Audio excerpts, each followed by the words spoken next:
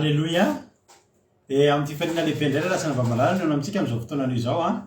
Fa alibe indray ny tena komiona aminao eto androany anatin'izao fandarantsika vavaka fiambenana izay rahanao amin'ny fandarana andramoka izao a ny akiradio a mpikambana antinatin'ny vavaka fiambenana ary a ny groupe izay maharesy a dia tahiny tompo daholo tsika rehetrarehetra dia faly be mahita anareo a ary matoky sy mino fa salama ihany koa nareo a ary raha tsy salama ary ianareo a dia matoky koa fa ity ten'Andriamanitra ifampizarantsika ity a dia hitondra fahasalamana ho an'ny nofontsika rehetrarehetra. Raha androany vao tonga eto dia tetenanao hoe kisendrasendra koa nahatongavanao teto a fa tena misy raha ilan'ny tompo anao ary misy planina matipaika tian'Andriamanitra atao eo amin'ny fiainanao a ka dia miteny anao hoe maharetatra amin'ny farany a efa tonga eto ihany dia ndao hiaraka aminay ian'ny tenin'Andriamanitra, ndao hiaraka aminay ifampahery amin'ny alalan'ny tenin'Andriamanitra. Za matoky fa ny zavatra rehetra ataontsika eto androany dia ampahery antsika tsirairay avy, ampahery ianareo a izay vao tonga ary tonga soa nareo raha isina tanandroa nareo izay vao tonga miaraka aminay eto androany tsy vahiny akory nareo a fa raha iso atao voatra nefa tompotrano. Halleloia. Dia maharetatra amin'ny farany. Hiaraka tsika eo amin'ny adiny iray sasany eo a ihaino hira vavaka, ihaino toriteny, fameraberarana ny toriteny matoky a fa tsy takany tianao teto ny voanao eto amin'ity androany ity a fa ahery tokoa ny a ianao. Halleloia. Manarakaraka an'izany a dia miarabantsika rehetrarehetra izay efa tonga efa mpiaraka aminay eto a dia efa tonga miaraka aminay eto koa amin'ity androany ity mameno an'ireto isan'olona be dia be reto a dia anisan'ny hiditra voalohany teto androany a Rahalahy Tojo Mikaela afa-tsy Alemaina tahiny tompo Rahalahy Tojo a dia faly be mahita anao ary dia mitsodrano anao a ary eo alasana ho ambinina amin'ny zavatra rehetra hotahina sy ambinina ary dia hotahina anie ny nofo a hotahina koa ny fanahy Rahalahy Tojo Mikaela dia tahiny tompo ianao a dia tonga soa. Manarakaraka azy tao a Vavy Marizo, Yama, Tsiry Amboaramiela, Felana Rakoto, Eliana, Lovlitina, Andoandry, Zamina, Itody Rahonsoro, Lianisy, Lantonirina, Herbetina, Verselina, Sandra Akonina, Sandola, tahiny tompo, Kadaka, Faliray Ritovo, Maman Valtina, Jasika Patici, Andrina Suzella, tonga soa me Manambotso, Soa Meva, tonga soa ihany koa Fabiola Zanakandapa, Faliray Ritovo, tahiny Jesosy, isika rehetrarehetra, Rodine Marie, Kodanela, ao ihany koa i Razana Monika, Soa Meva, Alléluia, Fity, Mampionina, Niana Mahiny Soa, tonga soa daholo tsika rehetrarehetra, Makrina, Ranabavolina, artisanay de Madagasikara, Rantanila Marie Charline, tonga soa ihany koa, Claude Arabelar Soa, Erika Raka, Marizo, tahiny Jesosy tsika rehetrarehetra, faly be mahita anareo a dia ny fanirinay dia nareo a aharitra hatramin'ny farany daholo a matoka fa misy hafatra manokana ho anao a izay tonga eto androany a amin'ity androany ity. Jonathan, tahiny Jesosy, eny ary Maman Jenika, Ravavindranabavintsika Zamina, tonga soa ihany koa ianao. Dia andao ary tsika rehetrarehetra anao ivavaka isika ametraka ity fotoana ity eo am-pelatanan'Andriamanitra ka dia andao ampandrotsika ny lambavintsika Lina izay tondratsika ao anatin'ny vavaka fanombohana dia omentsika azy avy hatrany ary ny fitenenana. Tahiny tompo Ranabavy Lina, anao ny fitenenana.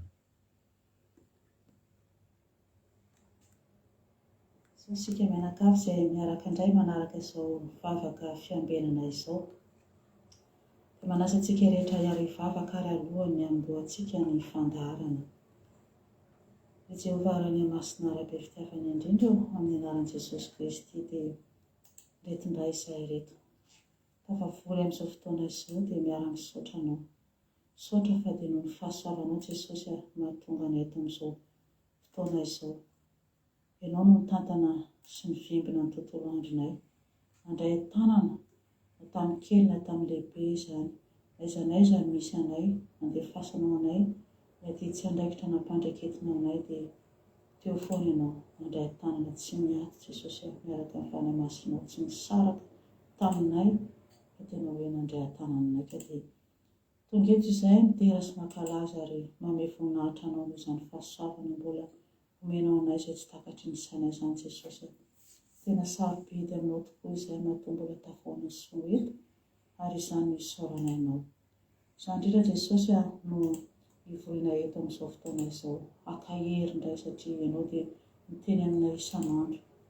Tongeto izahay ary mangataka ny fanatrehanao Jesosy malalo, mangataka ny andrakofanao ny ranomasina amin'ny fonay, ny tenanay manontolo Jesosy ho afaka avokoa ireny tsy fahamendrena rehetra izay nataonay tsiraray avy nandritra ho tontolon'andro izao. Tsy tia oty ianao mankala ny mpamoty ianao nefa izahay reto Jesosy dia mpamoty avokoa. Izany ny fonanay aminao noho ny tsy fahamendrehanay noho ny fahalemenay. Matoky izay Jesosy fa mafanao izany rehetrarehetra ary mangataka ny fanatrehanao hatrany izay ary dia nitsotranao no angatahana eto ary apetraka fenapelatanao izao vavaka rehetra iarana manao izao, na ny toriteny izany na ny famelabelarana nataon'ny pastera momba izany toriteny izany, ny fampitinana koa eo ihany dia ny vavaka amin'ny firenena Jesosy izany rehetra izany tsisy ho tanteraka na ho totosanay raha tsy eo ny fanahy masinao izay angatahanay feno hirotsaka aminay tsiraray avy na ho an'ny izay rehetra mandray anjara amin'izao vavaka izao fa indrindra koa ny tsiraray avy izay mihaino sy manaraka izao vavaka izao n'aiza n'aiza misy anay dia atao fitafaona soa eto izahay fa samy handreny teninao fa tena hoe tsy toy ny nidiranay eto Jesosy no hivoahanay fa tena azo hery indray izahay mba azo aina vaovao fa aina ho an'ny mahazo azy tokoa ny teninao Jesosy fa dia misaotra Jesosy malalo ary rakofa amin'ny ranomasina koa Jesosy ny fitaovana rehetra misy anay eto mba tsy hanahirika, tsy hananjara, tsy hana fahefanana kely akory azy Satana Losifera dia sy miaramilany. Ny voninahitra dia atolotra ianao irery any Jesosy malalo. Alléluia. Amen.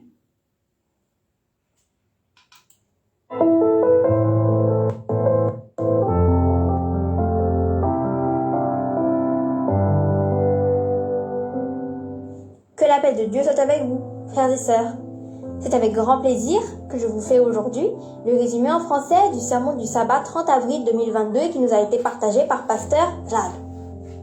Le verset que nous allons lire se trouve dans 2 Corinthiens chapitre 12 versets 7 à 10. 2 Corinthiens chapitre 12 versets 7 à 10 au nom de Jésus. Et pour que je ne sois pas enflé d'orgueil à cause de l'excellence de ces révélations, il m'a été mis une écharde dans la chair, un ange de Satan pour me souffleter et m'empêcher de m'enorgueillir. 3 fois j'ai prié le Seigneur de l'éloigner de moi.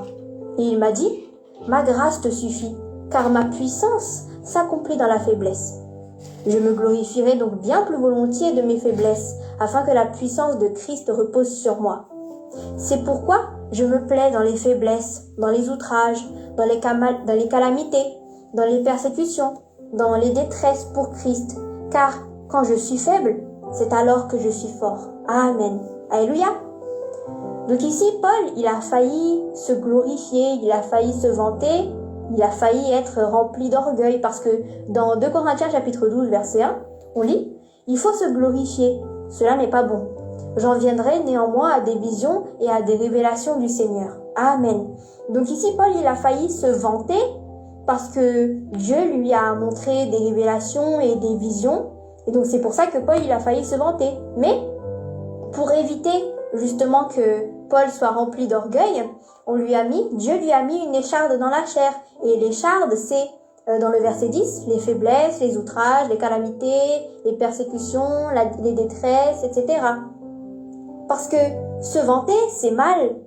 Paul, il a demandé à ce qu'on lui retire cette écharde, mais Dieu, il a refusé. Paul, il a encore demandé une autre fois, et Dieu a encore refusé.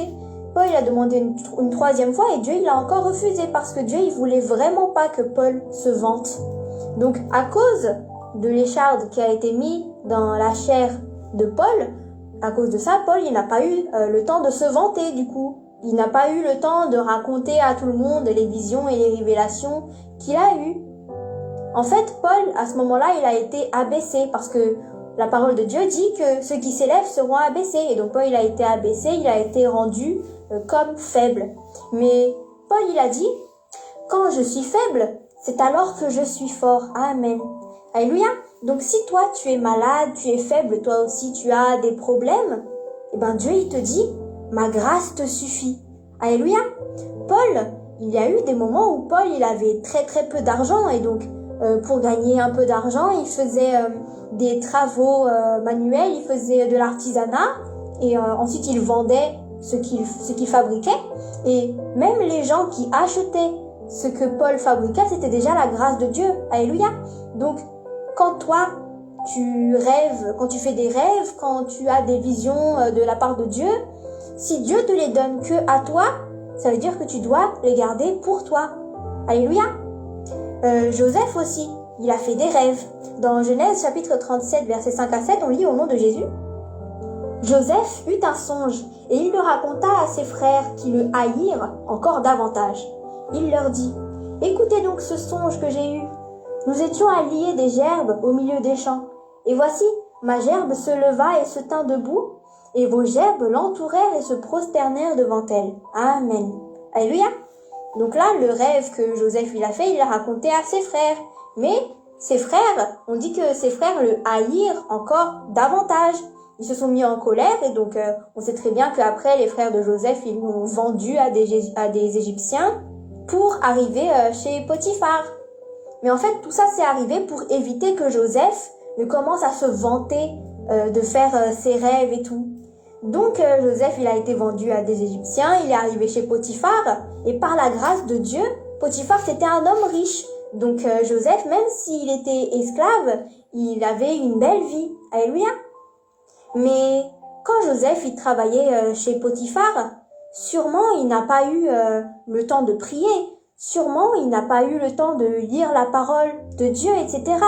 Mais encore une fois, par la grâce de Dieu, même si Joseph il n'a pas eu beaucoup de temps pour prier, il a encore réussi à résister à la tentation. La tentation quand la femme de Potiphar est venue le voir pour lui demander de coucher avec elle.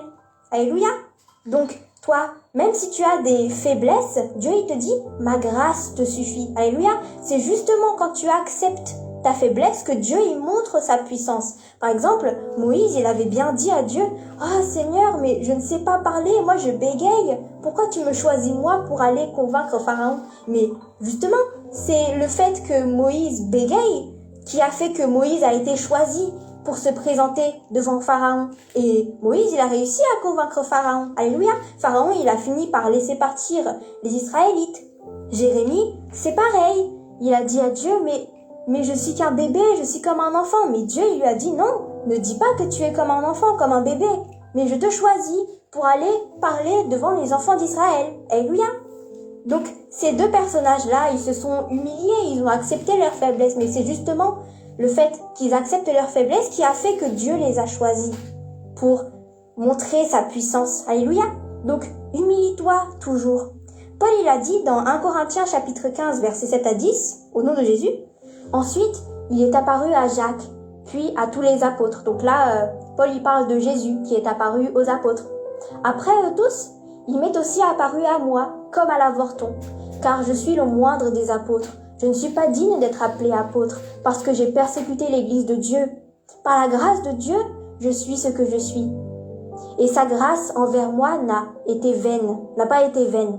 Loin de là, j'ai travaillé plus que tous. Non pas moi, toutefois, mais la grâce de Dieu qui est avec moi. Amen. Alléluia.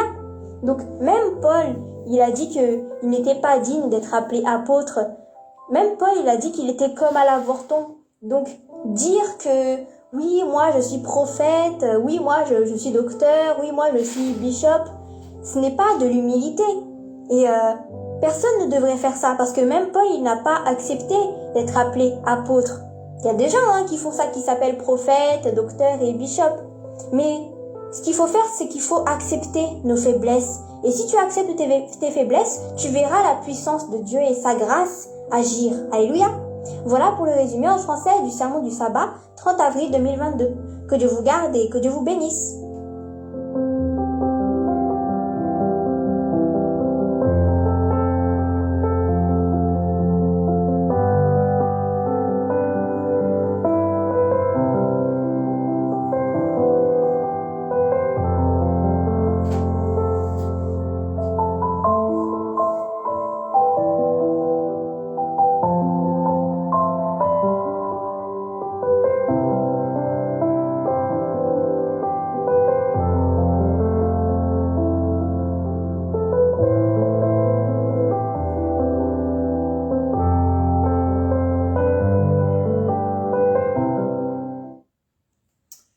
Alléluia, sotra betsaka n'izy mirahavavitsika tao anatin'izay fandraisana anjara voalohany zay misaotra betsaka nanababilinatsika tao anatin'ny vavaka matsiro be mahafinaritra dia misaotra betsaka ny ifity ihany koa ary ianareo mirahavavy dia samy tsofina rano hoe misaotra na fandraisanareo anjara ary Andriamanitra manankarem-pahasoavana ane amaly fity izay vitanareo androany dia tombositra mitombo fahasoavana dia fahasoavan'Andriamanitra naraka anareo amin'izay rehetra iainanareo samy tahian'Andriamanitra mahereza ianareo mirahavavy. Alleluia. Dia miaraba anareo izay mety mbola tsy voarabako nefa ohatra efa voarabako daholo ihany Jesosy mahery ranavavy mihaja izay rahavavy ranavavy Erika Raka mbola tsy narabaiko. Izy koa mbola tsy narabaiko tato. Kodaleonia tonga soa Mami Kensb Thierry Ralbenja Iladanna tonga soa daholo Ando Andria efa narabaiko teo. Tonga soa daholo tsika rehetra dia maharetatra amin'ny farany ndao atsika eno hira anatin'ny tily ity tsika dia aka toerana tsara anatin'ny tily tsika dia aka baiboly ihany koa fa hiditra amin'ny tenin'Andriamanitra tsika aorian'ny tily ity dia hiditra amintsika eto ranavavitsika Marie-Jo izy nitondra tenin'Andriamanitra anao ny anjara ny androany dia ny anjaranao zany zao maka baiboly dia maka toerana tsara dia araka fian'ny tily ity tsika dia nitolitentsika rehefa aveo tahiny Jesosy.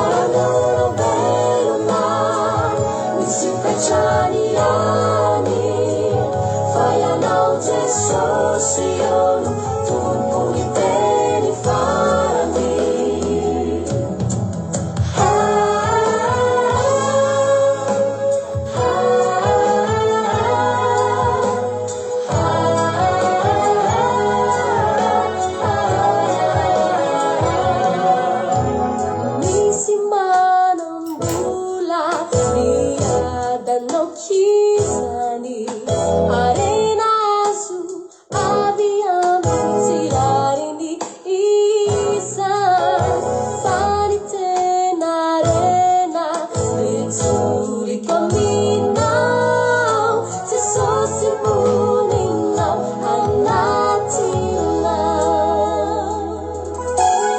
misy manambola miadanao kizany arenazo avy amin'ny tsirariny izany fa ny tena rena ritsoriko aminao Jesosy voninao anatinao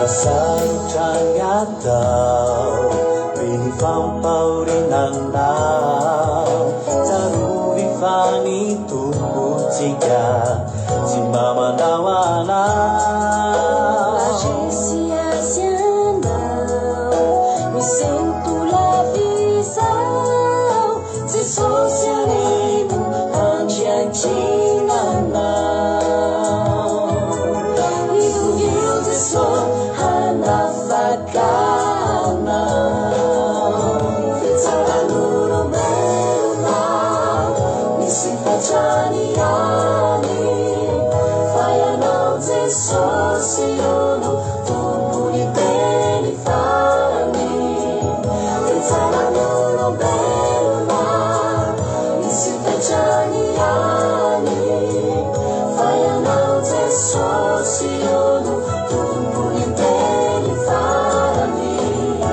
fitsaran'olombelonao misy fatraniany fa ianao Jesosy ono tompony teny farany fitsaran'olombelonao misy fatraniany fa ianao Jesosy ono tompony teny farany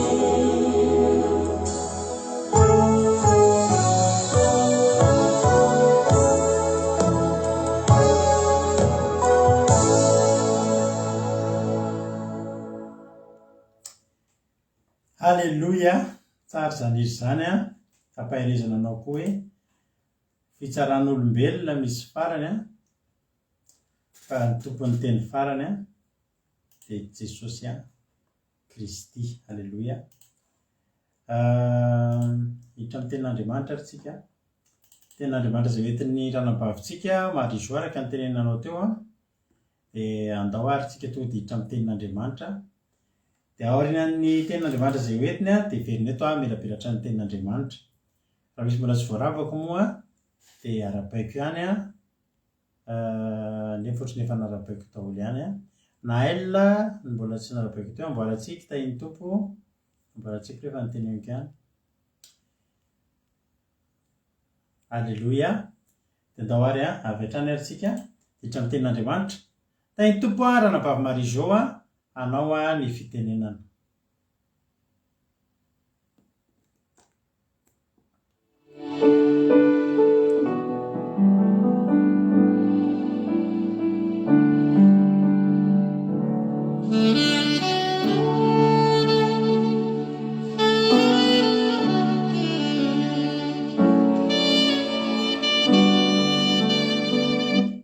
Amen.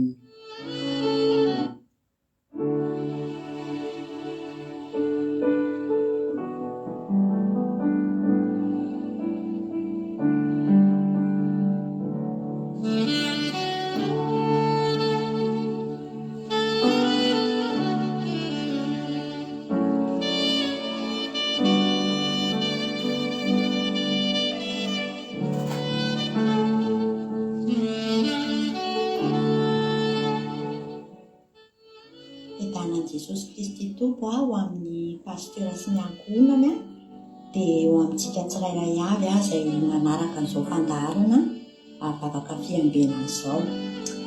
Falin'izay hifampahery amintsika tsirairay avy amin'ity fotoana androany ity amin'ny alalan'ny tenin'Andriamanitra izay efa fandrehantsika mandrakariva fa azahoantsika fampianarana foana ny tenin'Andriamanitra. Halleloia.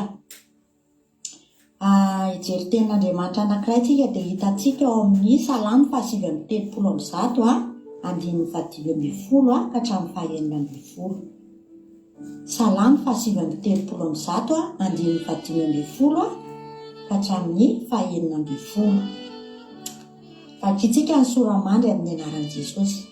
Fankalazana an'Andriamanitra izay mahalala ny zavatra rehetra sady manerana izao rehetra izao. Amen. Ny tenako tsy niafina taminao, fony natao tao amin'ny afinao, ka noforonao hisy endrika tany ambanin'ny tany. Ny masonao efa nahita na dia fony tsy mbola ary fady aza aho, voasoratra teo amin'ny bokinao avokoa ny andro voatendry, fony tsy mbola nisy na dia iray akory aza. Halleluia. Amen. Sotra n'Andriamanitra tsika ny amin'izany teny izany fa raha asiako lohateny kely ty tenin'Andriamanitra ty dia tsika sendrasendra no maheto antsika tsirairay avy. Tsika sendrasendra ny antony nahatongavantsika teto ambonin'ity tany ity, fa misy antony avy amin'Andriamanitra satria teny Davida dia niteny fa hoe fony mbola tsy ary fady zaho izy izy, na fony mbola tsy ary fady zaho izy izy dia ny masonao izy izy efa nahita. Halleluia. Dikan'izany ravana malala ny fisiko sy ny fisianao eto ambonin'ny tany dia efa programan'Andriamanitra izany efa programan'Andriamanitra efa ela izany, ary efa nikarakaranao foana izy, efa hitany ianao na fony mbola tsy ary ary ny fanorenan'izao toy izao dia efa fantany izany hoe Marizô izany, efa fantany izany Todo izany, efa fantany izany Erika izany. Fa tsika tsy nahafantatra an'izany, fa rehefa namaky ny Baiboly tsika dia mazava be fa tsika tsirairay avy dia efa ela ny fantatr'Andriamanitra, efa ela no arian'Andriamanitra tsika ravana malala. Halleluia. Dia miakina amin'izay indrindra moa ny teny izay fampaherezantsika eto hoe ianao dia misy antony isianao eto ambonin'ny tany. Tian'Andriamanitra ary fitiavan'Andriamanitra no nahaliana antsika tsirairay avy. Ao amin'ny Genesis 1:5-20 dia milaza Andriamanitra tamin'izany fotoana izany hoe ary Andriamanitra nanao hoe andeha isika hamorona olona tahaka ny endritsika araka ny tarehantsika, ary aoka izy hanjaka amin'ny hazan-drano ao amin'ny ranomasina. Amen. Halleluia. Tsika noforon'Andriamanitra hitovy endrika aminy, izany hoe sarobidy eo anatrehan'Andriamanitra namorona ny asa ianao. Amen. Dia tokony tsy hanao tsinitsinina ny tenantsika izany ry havana malala. Tokony tsy hanao tsinitsinina ihany koa ny olona manodidina antsika satria fitiavan'Andriamanitra nampisiana an'ireny olona ireny. Na toy inona mety toetra an'ireny olona ireny, na toy inona mety endrika an'ireny olona ireny dia endrika sy voninahitra Andriamanitra ireny olona ireny. Amen. Dia izany anie ry havana malala no antony hoe tsy hanaovantsika tsinitsinina ny ainy. Izany hoany mizara kely amintsika momba ny zavatra miainako. Mananjanaka anankitelo telo lahy zanako dia 20 taona sy 20 taona ary 3 taona. Dia efa 20 taona le zanako faharoa io vao nipetraka ny zanako fahatelo. Ary tao anatin'izany moa izany no elanela taona satria hoe efa 15 taona no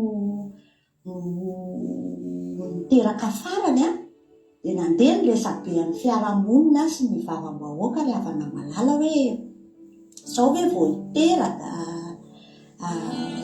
tokony efa tsy hiteraka tsoa satria ny tenako efa nahazo taona efa 10 taona mahery tamin'izany dia nandeha daholo ty resaky ty ary nisy ramatoa anankiray izay tena hoe resaka be momba ana mihitsy izy tamin'izany fotoana izany mpiara-miasa aminay moa izy io taloha dia efa rodimandry voaina moa izany izany dia niresaka mihitsy hoe antitra be vao teraka hono dia resahany tamin'olona rehetrarehetra tany a dia tsy maninona fa nenoko fotsiny dia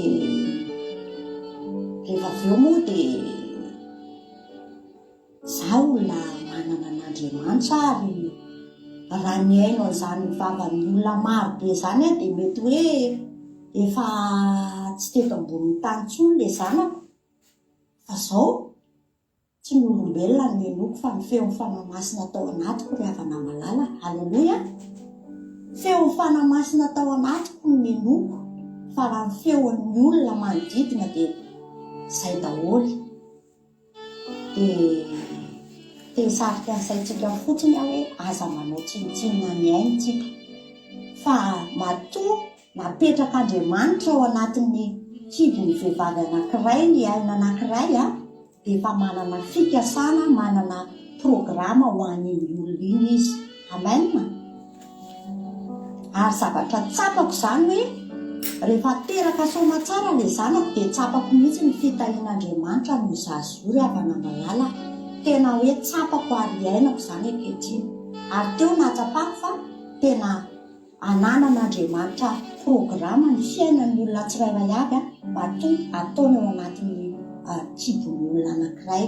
Ny olona mantsy mieritreritra hoe raha mbola kely ny zaza ao ankibo hoe mbola raha io sotra izany sotra izany dia afaka vonoina afaka esorina hoe mbola tsisy dikany io. Tsy ry havana malala fa ny aina anankiray matoa apetrak'Andriamanitra ao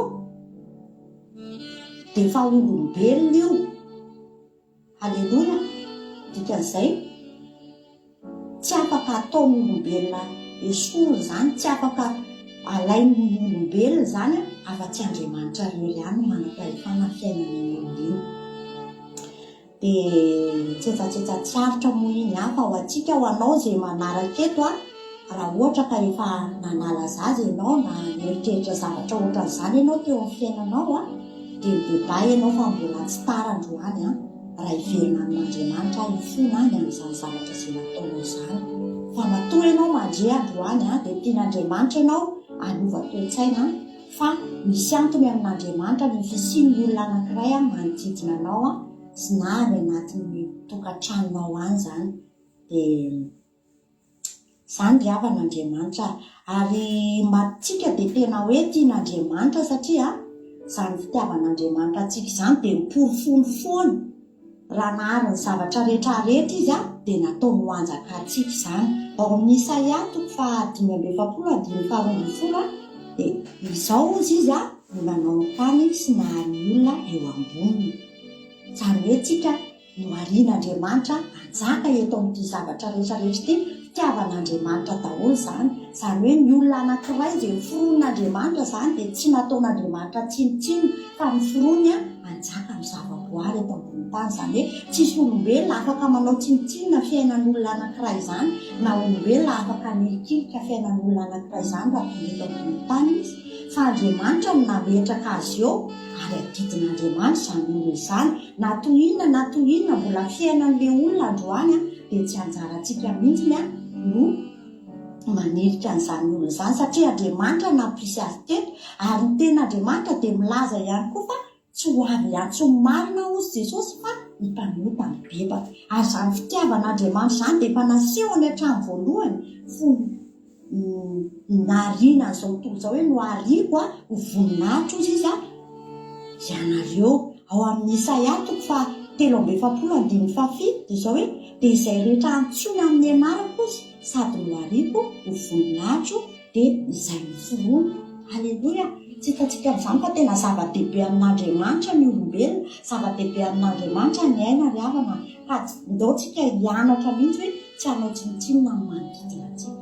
Mbola izara kely amintsika anankiray ihany zavatra ny ainako foana moa no entiko zaraina amintsika tsirairay avy.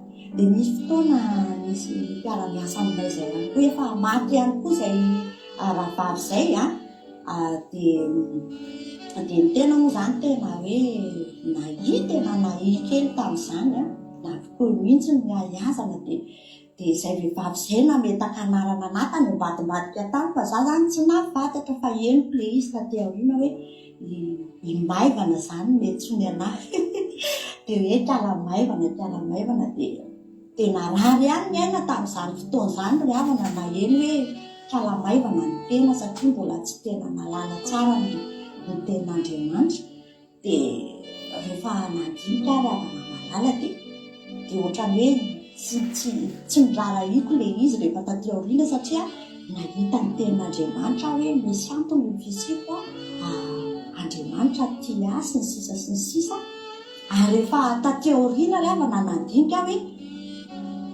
hay nisy nilay ny Andriamanitra nyty maivana ity zany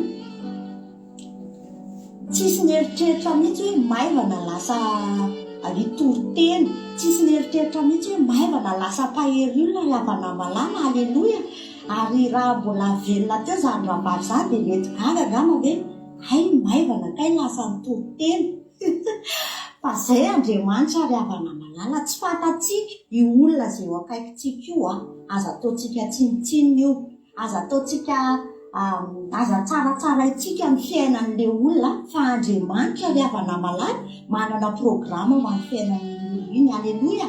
Ianao ihany koa ananan'Andriamanitra programa ny fiainanao, tsy fantatrao mety mbola mamilava le olo eo akaikinao, mety atangala-badin'olona, mety mpiteny ratsy, mety tsy fantatra fa zao tsy fantatrao ny avadiky ny ampitso ry havana malala satria Andriamanitra dia fitiavana. Andriamanitra fitiavana ary tsy misy tia novery zany ao amin'ny Timoty faharoa Timoty voalohany toko faharoa 2:4 dia misy azao teny zao hoe izay Andriamanitra izay tiany olona rehetra ho vonjena moa izy ka ho tonga amin'ny fahalalana ny marina. Aleloia. Hitanao zany fitiavan'Andriamanitra tsy misy tia novery ny olona rehetrarehetra izay miforonina fa tsika olombelona no manakana izany fitiavan'Andriamanitra izany tsy ho eo amintsika ry havana. Dia ny fahotana zany ry havana malala, ny fahotanareo izy mihevitra mampisaraka aminareo. Tsy tanareo amin'izany ry havana malala, misy dika tsy kisendrasendra ny olona anankiray raha tonga eto ambony tany fa misy programan'Andriamanitra. Tsika rehetrarehetra reto nge ry havana malala miaina tao anatin'ny miadalany tamin'ny androny tsy fahalalantsika zany dia efa tiantsika Andriamanitra. Aleloia.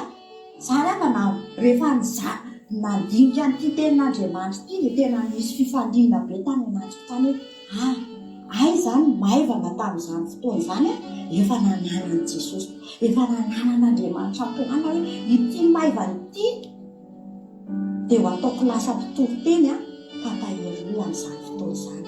Aleloia. Tsara Jehovah Andriamanitra, tsara Jesosy ry havana malala.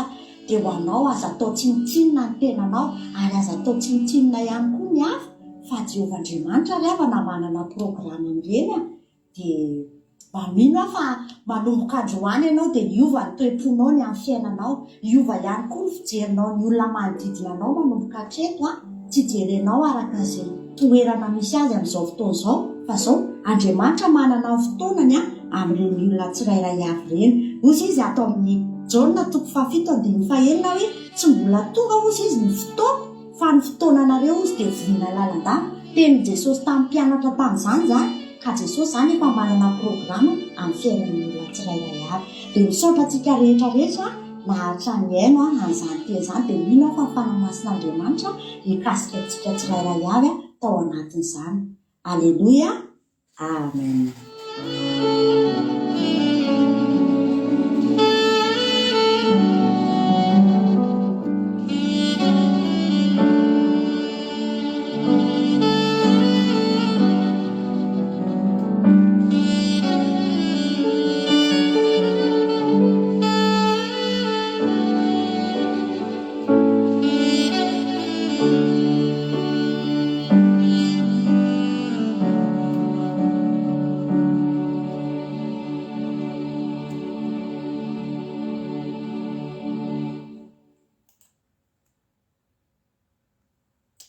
Alléluia. misaotra an'Andriamanitra tsika tamin'izany toriteny mahafinaritra be zany a. Ahona ny fahinanareo anazy tena mahafinaritra dia hotahin'ny tompony ianao raha nabavy Marizao a, ary fahasoavan'Andriamanitra amenanao sy ny ankonanao a manontolo a, dia anonitra tokoa Andriamanitra amin'izany asan'Andriamanitra izay nataonao teto androany zany a, dia mitombo fahasoavana mitombositra, ary dia ny fahasoavan'Andriamanitra ameno anao a sy ny ankonanao a sy izay rehetra mombanao. Dia tahiny Jesosy fa dia nahery zay a tao anatin'ny toriteny miaraka amin'le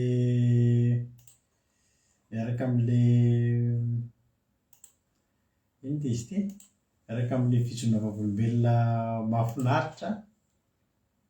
Marina tokoa zany resaka momba an'izany tsika zao, fa vakitsika aloha ilay tenin'Andriamanitra. Fa miarahaba aloha ny tiana Rakotoary Zaka izay mbola tsy narabaiko teo a, dia hitody Raonisoa ihany koa, dia Saoby razanaky ny aina. Alleloia. Tonga soa ianao a, androany zao vao nahita ny ranabavy Saoby razanaky ny aina ka dia tonga soa ianao a, dia mahareta hatramin'ny farany. Alleloia. Dia tahiny tokoa fahombiazana fitahiana Antra Clarisy a, dia Noélie Fanto tonga soa isika tsirairay avy.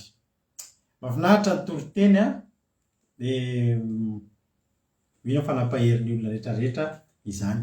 Tsara be ty verset fidindrana vavy Marizao androany ty a, ao amin'ny Salamo 8:30 andiny 5:10 izay mivaky manao hoe za kosa nefa namaky an'io a, dia ovakiko a manomboka any amin'ny andiny 7:30 ka hatramin'ny faha-4:00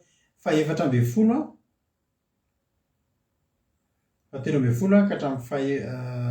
hatramin'ny faha-20 no ovakiko a amin'ity androany ity. Hoy ny ten'Andriamanitra manao hoe minaran'i Jesosy, fa ianao no naharo ny voako, namolavola tao an-kibon-dreniko ianao. Hideranao fa matahotra sy mahatalanjona nanaovanao ahy, magaga ny asanao, ary fantatry ny fanahiko marimarina izany. Ny tenako tsy niafina taminao, fony natao tao amin'ny miafina aho, ka noforononao hiserika tany ambanin'ny tany. Ny masonao efa nahitana dia vony tsy mbola ary faly ara, voasoratra teo amin'ny bokinao avokoa ny andro voatendry, fony tsy mbola nisy na dia ray akory azy. Endre zava-tsoa amiko indrindra ny hevitrao Andriamanitra, akory ny amaronisa raha nisy azy a, dia maharo isa-lavitra no fasika izy, raha mifoa dia mbola aminao ihany. Halleluia. Amen. Halleluia.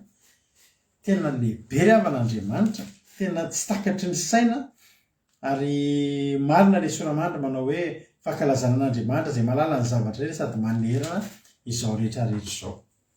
Fa dia tena manompo Andriamanitra lehibe tsika, tsy takatry ny saina, fa mbola tsy ary kory tsika, dia efa nalahatra Andriamanitra ny fiainantsika. Ianao androany ika zao mbola tsy teraka kory ianao, mbola tsy nivady kory ny ray aman-drenitsika, dia efa hitan'Andriamanitra izao zavatra iainantsika androany zao. Dia mahatonga any amin'ny teny foana hoe ianao tonga eto io tsy kisendrasendra. Ianao sendra nahita an'io, sendra nahita dia niklique an'io fandaharana io, dia nahainao an'izany tenin'Andriamanitra izany, dia tena teneniko anao fa tsy kisendrasendra kory izany. Ary tena hoe milaza ny fahalebiazan'Andriamanitra. Tsy azontsika an-tsaina mihitsy ny fahalebiazany hoe zavatra lahatra Andriamanitra io. Fa dia tena araka izany teny izany hoe matahotra sy mahatalanjona, mahagaga ny asanao, ary fantatry ny fanahiko marimarina izany. Halleluia.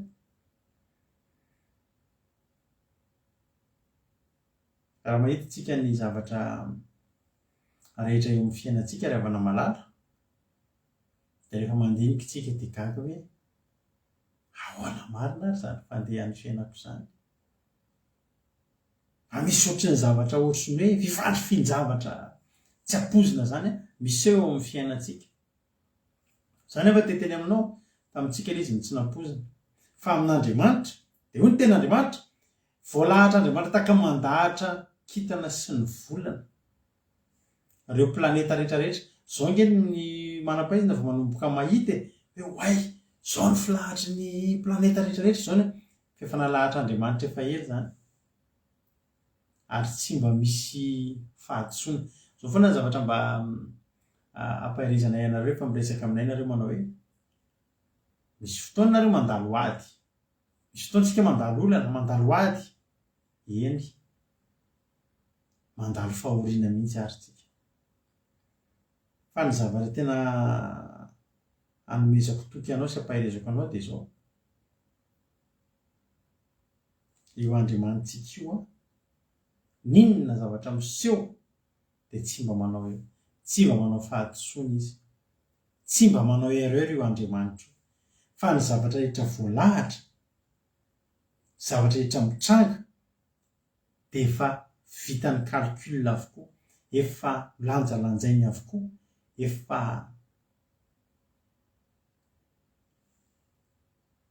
tena hoe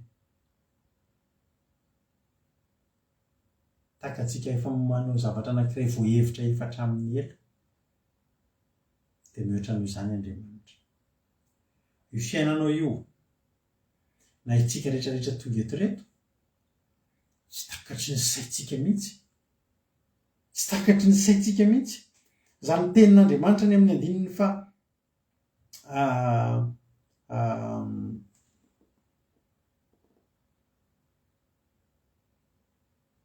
andiny fa 5 ny tenako sy niafina taminao fony ianatao tany amiao fa ny fononao isendrika tany ambany tany masonao efa nahita fa na dia mbola tsy ary fady ary voasoratra teo amin'ny bokinao avokoa ny andro voateny fo mbola tsy nisy na dia ray akory azy reny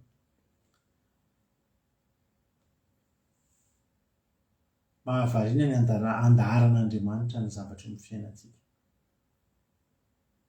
mandinika kely fotsiny ianao hoe androany amin'ity androany ity dia misy fotoana mba lasa saina mihitsy mieritreritra ny fiainana hoe raha androany zahako re no niala tato an-trano tamin'ny valopile tsy hitovy mihitsy ny zavatra nitranga raha niala tamin'ny valo sasany ahako zavatra samy hafa be mihitsy samy hafa rindry no mandahatra ny tontolo andronao dia raha le tamin'ny voalohany dia sary hafa mihitsy ny navoaka an'ilay tontolo andronao fa nefa ny nataon'Andriamanitra taminao androany io ny tsara indrindra aza mieritreritra zany mahatonga antsika tsy tokony hiteny hoe tahak'izay indrisy tena tahak'izay nanao an'ilay ohatra zao aza manao an'izany io ny nalahatra androany io ny mety indrindra amin'ny fiainanao androany Alleluia vitan'Andriamanitra calcul hatramin'ny minitra sy ny segonda hatramin'ny zavatra kely indrindra niseho teo amin'ny fiainanao androany ary tsika zany tsy isainantsika amin'ny kisendrasendra n'izao tontolo izao fa hiankinantsika amin'Andriamanitra Alleluia kinantsika amin'Andriamanitra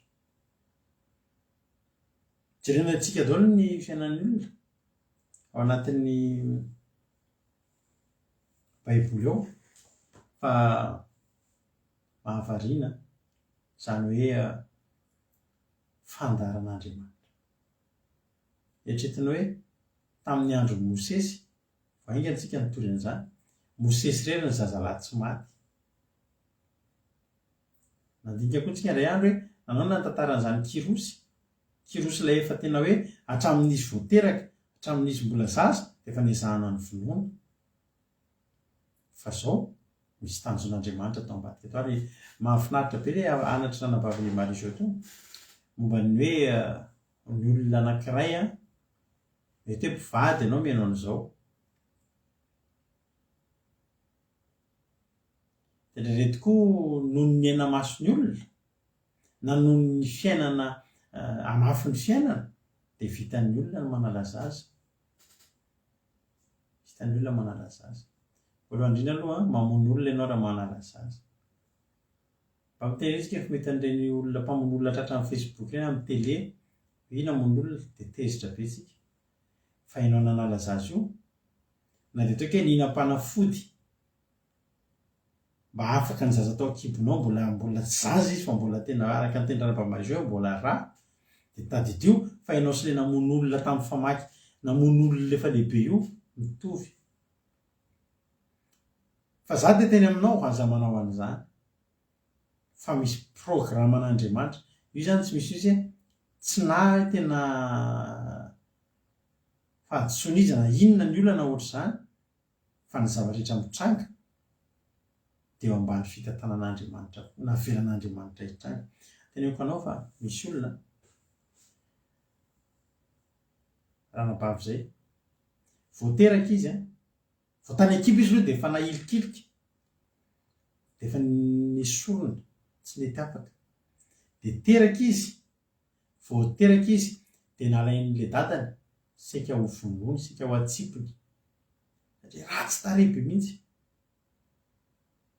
tsy tiako tsy zanako io ratsy tarehy be vehivavy izy dia io zazy io nandritra ny fiainany tsy nahita an'izany fitiavandray zany fa tian'le dadany ho vonoina foana dia tsy mihinona ary la teneniko an'izao efa nandavahan'ny dadany lavaka saika ho aleviny velona io zazy io tamin'ny fahazazany tena tsy tiany tena tsy tiany mihitsy fa hoe ratsy tarehy be hony tsy tiany mihitsy hoe tena tsy zanany io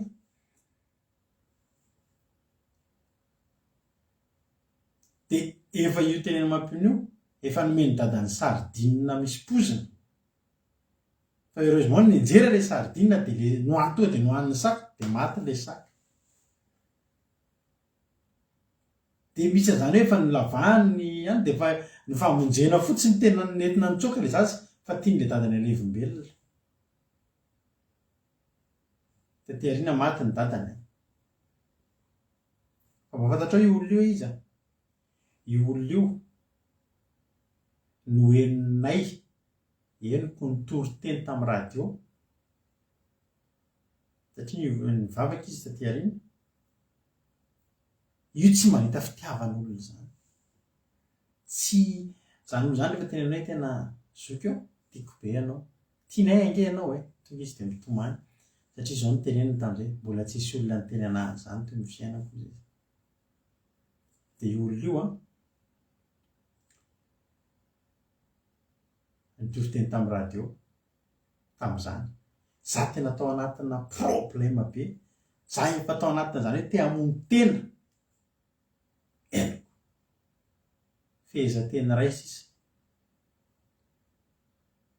io loha tsy ny teny tory teny be deaibe efa tantariko anao teto foana fa fehezanteny ray fotsiny teneniny hoe za ozy izy ianao omianao anay ao izy mieritreritra fa tsisy hevitra ntsony aminao za mitenanao mbola misy hevitra ny aminao dia namaly an'ilay fantantariko anao ny antony tonga anahy tena saika hamono tena tamin'izany dia nanatona pasteranay ozy pasteranay tsisy hevitra ntsony aminao fa ianao dia potehan'Andriamanitra hatramin'ny farany ozy izy le pasteranay tamin'izay loza dia niteny avy amin'ny vehivavy io rohatry ny namaly an'le teny'le pasterany teny tamiko io tsisy hevitra ntsony zay mihitsy ny teny tenao hoe mbola misy hevitra ny aminao hitanao nioana tamin'ny olona izay dia voakasiky ny tory-teniny dia nentiny ambavaka nametrahany tanana sy ny sisa dia zao hitanareo izao mba lasa mpanompon'Andriamanitra ihany koa araka ny tenin'ny ranabavy Marizote hoe lasa mpanompon'Andriamanitra ihany maivana fa tsy antsonareo maivana izany ntsony izy maivan-danja ny dikan'izany maivana koa fa misy mavesatra koa eto aminareo eto tany am-pianarana misy mpiara-mianatra amin'ilay ngeza zay dia ny anazy zay sirona nanaovany anazy mavesatra misy maivana misy mavesatra fa ny zavatra tiako tenenina anao na maivana anao na mavesatra ninona zavatra teneniny olona anao ninona fahitan'ny olona anao hafafa mihitsy zany pasteranay zany fa efa tsy pasteranay tsony izy zao tena nialako lavitra satria za olo potehan'Andriamanitra hatramin'ny fahafatesana fa tezitra be amiko Jesosy zany mihitsy niteneniny anao tamin'izany lasa zao efa lasa diakona maivana le poany maivana fa tsy le aty fa zao izy efa tsy maivana ntsony koa alleloia efa tena ny zavatra tiako tenenanao dia zao aiza zany zao le olona saika ny vonona hatramin'ny fahakely nahatsangana inona mba nahatsangana tepoly alleloia mba nahaorina tepoly taty anatinay nahatonga anay araka ny teny Jesosy hoe tsy fantatreo fa tepolin'Andriamanitra ianareo alleloia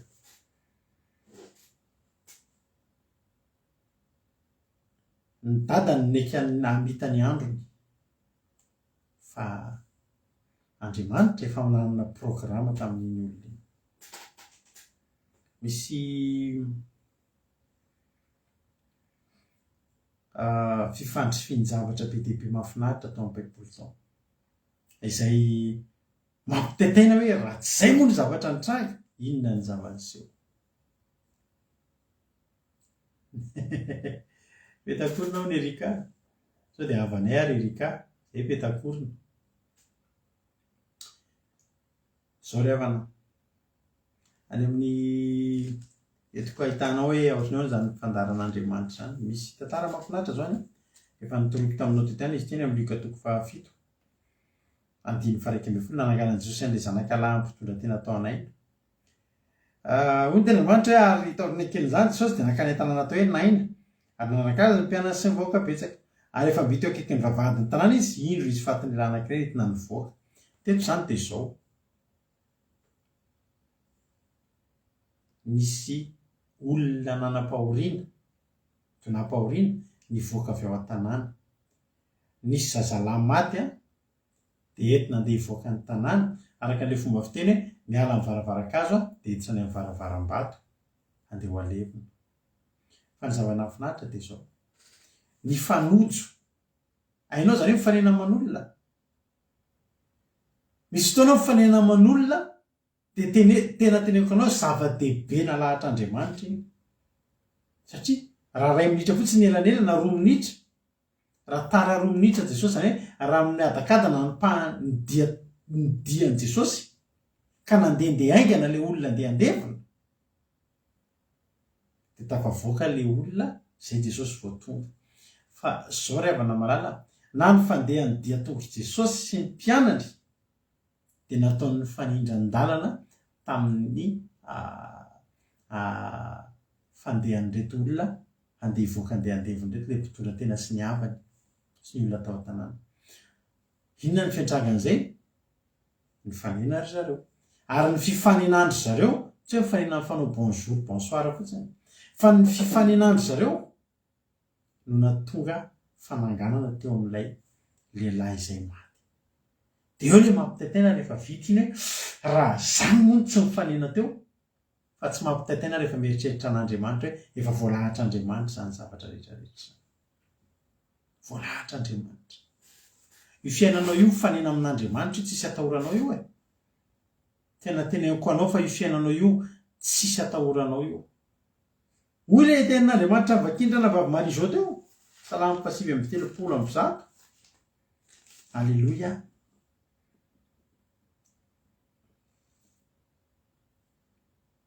Mbola tsy ary fady kory aho izy, zany hoe mbola tsy ary kory, mbola tsy nisy kory aho. Dia voasoratra teo amin'ny bokinao avokoa ny andro voatendry. Ianao io zany zao tamin'ny 15 taona lasa dia voasoratra hoe amin'ny 2 volana Mey 2024 raha nabavy Andrina Suzel hijery fandaharana ian'ity tenin'Andriamanitra ity. Ary tsy takatry ny saitsy mihitsy fa lehibeazan'izany zavatra lahatra Andriamanitra. Misy any amin'ny Estera, eo avakeko koa ty efa nitoriko taminareo koa ty. Isika moa tenin'Andriamanitra efa betsaka ny voatorintsika teo, tsy maintsy io ihany no misy fotoana mivezivezy eo, fa tia misy fifandrifin-javatra ngeza be mihitsy. Any amin'ny Estera 9, ny Soramady dia nanandratana Mordekay sy ny alahelo ny Amana noho izany. Ary tamin'ny alina dia tsy nahita torimaso ny mpanjaka ka napaka boky fitadidiana ny tantara. Misy boky zany tsy mba misy story tamin'izany, tsisy Facebook ka hoe inona moa ny zavatra nitranga, inona moa ny toritentsika tamin'ny lakamisy, dia jerenao fotsiny ao amin'ny compte Facebook-nao dia ilay resaka anona kay ny fa tamin'izany izay zavatra mitranga androany dia soratana. Alleluia. Misy mpanoratra zany hoe nanomboka tamin'ny 12 minitra ny fandarana androany dia raha latojo niditra voaloha dia naranaka azy raha nabavy izavy izy teo Marizô Felana Rakototsy izy reto avy ny tonga teo Zamina, Erika, Andrina, Lovely, Marijo, Yama, Eliana, amboarantsika sy ny sisa.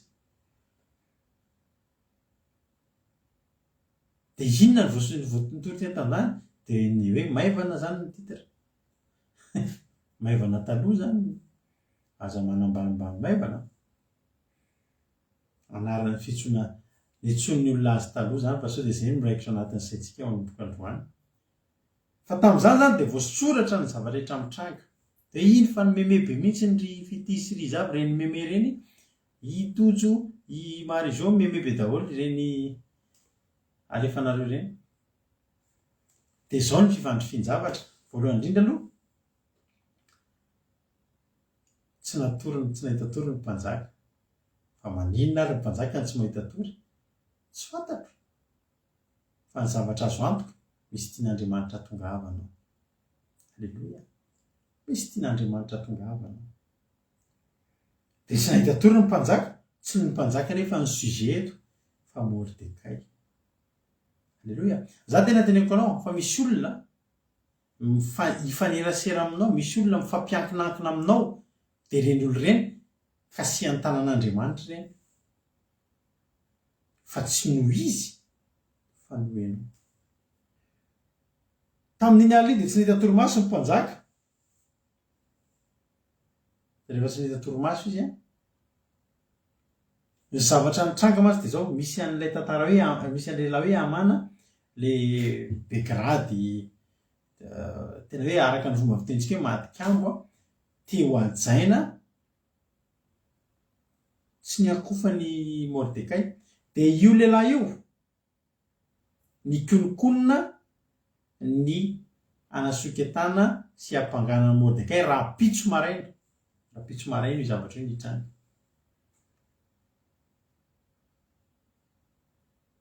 Raha pitso zany izy zavatra ahazo, zavatra ratsy ahazo an'ity Mordekay ity. Izy anefa Mordekay olona mivavaka, matahotra an'Andriamanitra. Fa raha rapitso misy olona any ananana efa mikonikonina ny fampatesany. Etretinao fa any amin'ny Estera 5:4-10, oza resy vadiny, vadiny Amana zany, sy ny sakaizandritra taminy. Aoka anao nahazo 50 akiu ny avony, ary raha maraina dia lazao amin'ny mpanjaka mba antony eo Mordekay. Fa mandehana miaraka amin'ny mpanjaka any amin'ny hafaliana ho any amin'ny fanasana ianao, ary sitraka Amana tsy zavatra any ka dia nampanao le hazo izy. Le hazo zany hazo natsangana eo ampovoan-tanàna hanatonana any Mordekay. Satria Amana dia toteny eo amin'ny mpanjaka. Dia tsy tiany Mordekay, nanana ny alahelo, tsy nentina ny kohaka taminy, dia tonga dia hoe rapitso ho antony eo. Dia ny hazo efa natsatoka meloa. Ny hazo natsatoka meloa. Fa le olona ho antony eo tian'Andriamanitra. Dia nanetsika zavatra be dia be Andriamanitra. Ozy ny olona hoe fifandrofin-javatra.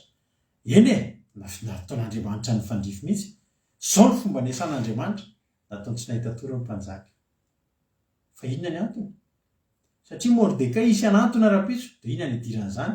Kalma fotsiny ianao, fa Andriamanitra tsy manaonao foana. Fa ny an'Andriamanitra ny zavatra ray ataony etretin'ny olona mety tsisy dikany, fa amin'Andriamanitra ny misy dikany. Za miteny anao androany, ny zava-rehetra mitranga eo amin'ny fiainanao io misy dikany daholo. Kalma fotsiny ianao, matokia an'Andriamanitra. Tsy nahita tory ny mpanjaka ny amin'iny, dia napaka boky fitadidiana ny tantara. Dia nivakihina teo anatrehany, teo anatrehany mpanjaka izany. Tantaraina angano, tsy angano zany tantaraina ny zava-nitranga io zany ny mpanjaka. Tamin'ny anina zao ny zavatra nitranga.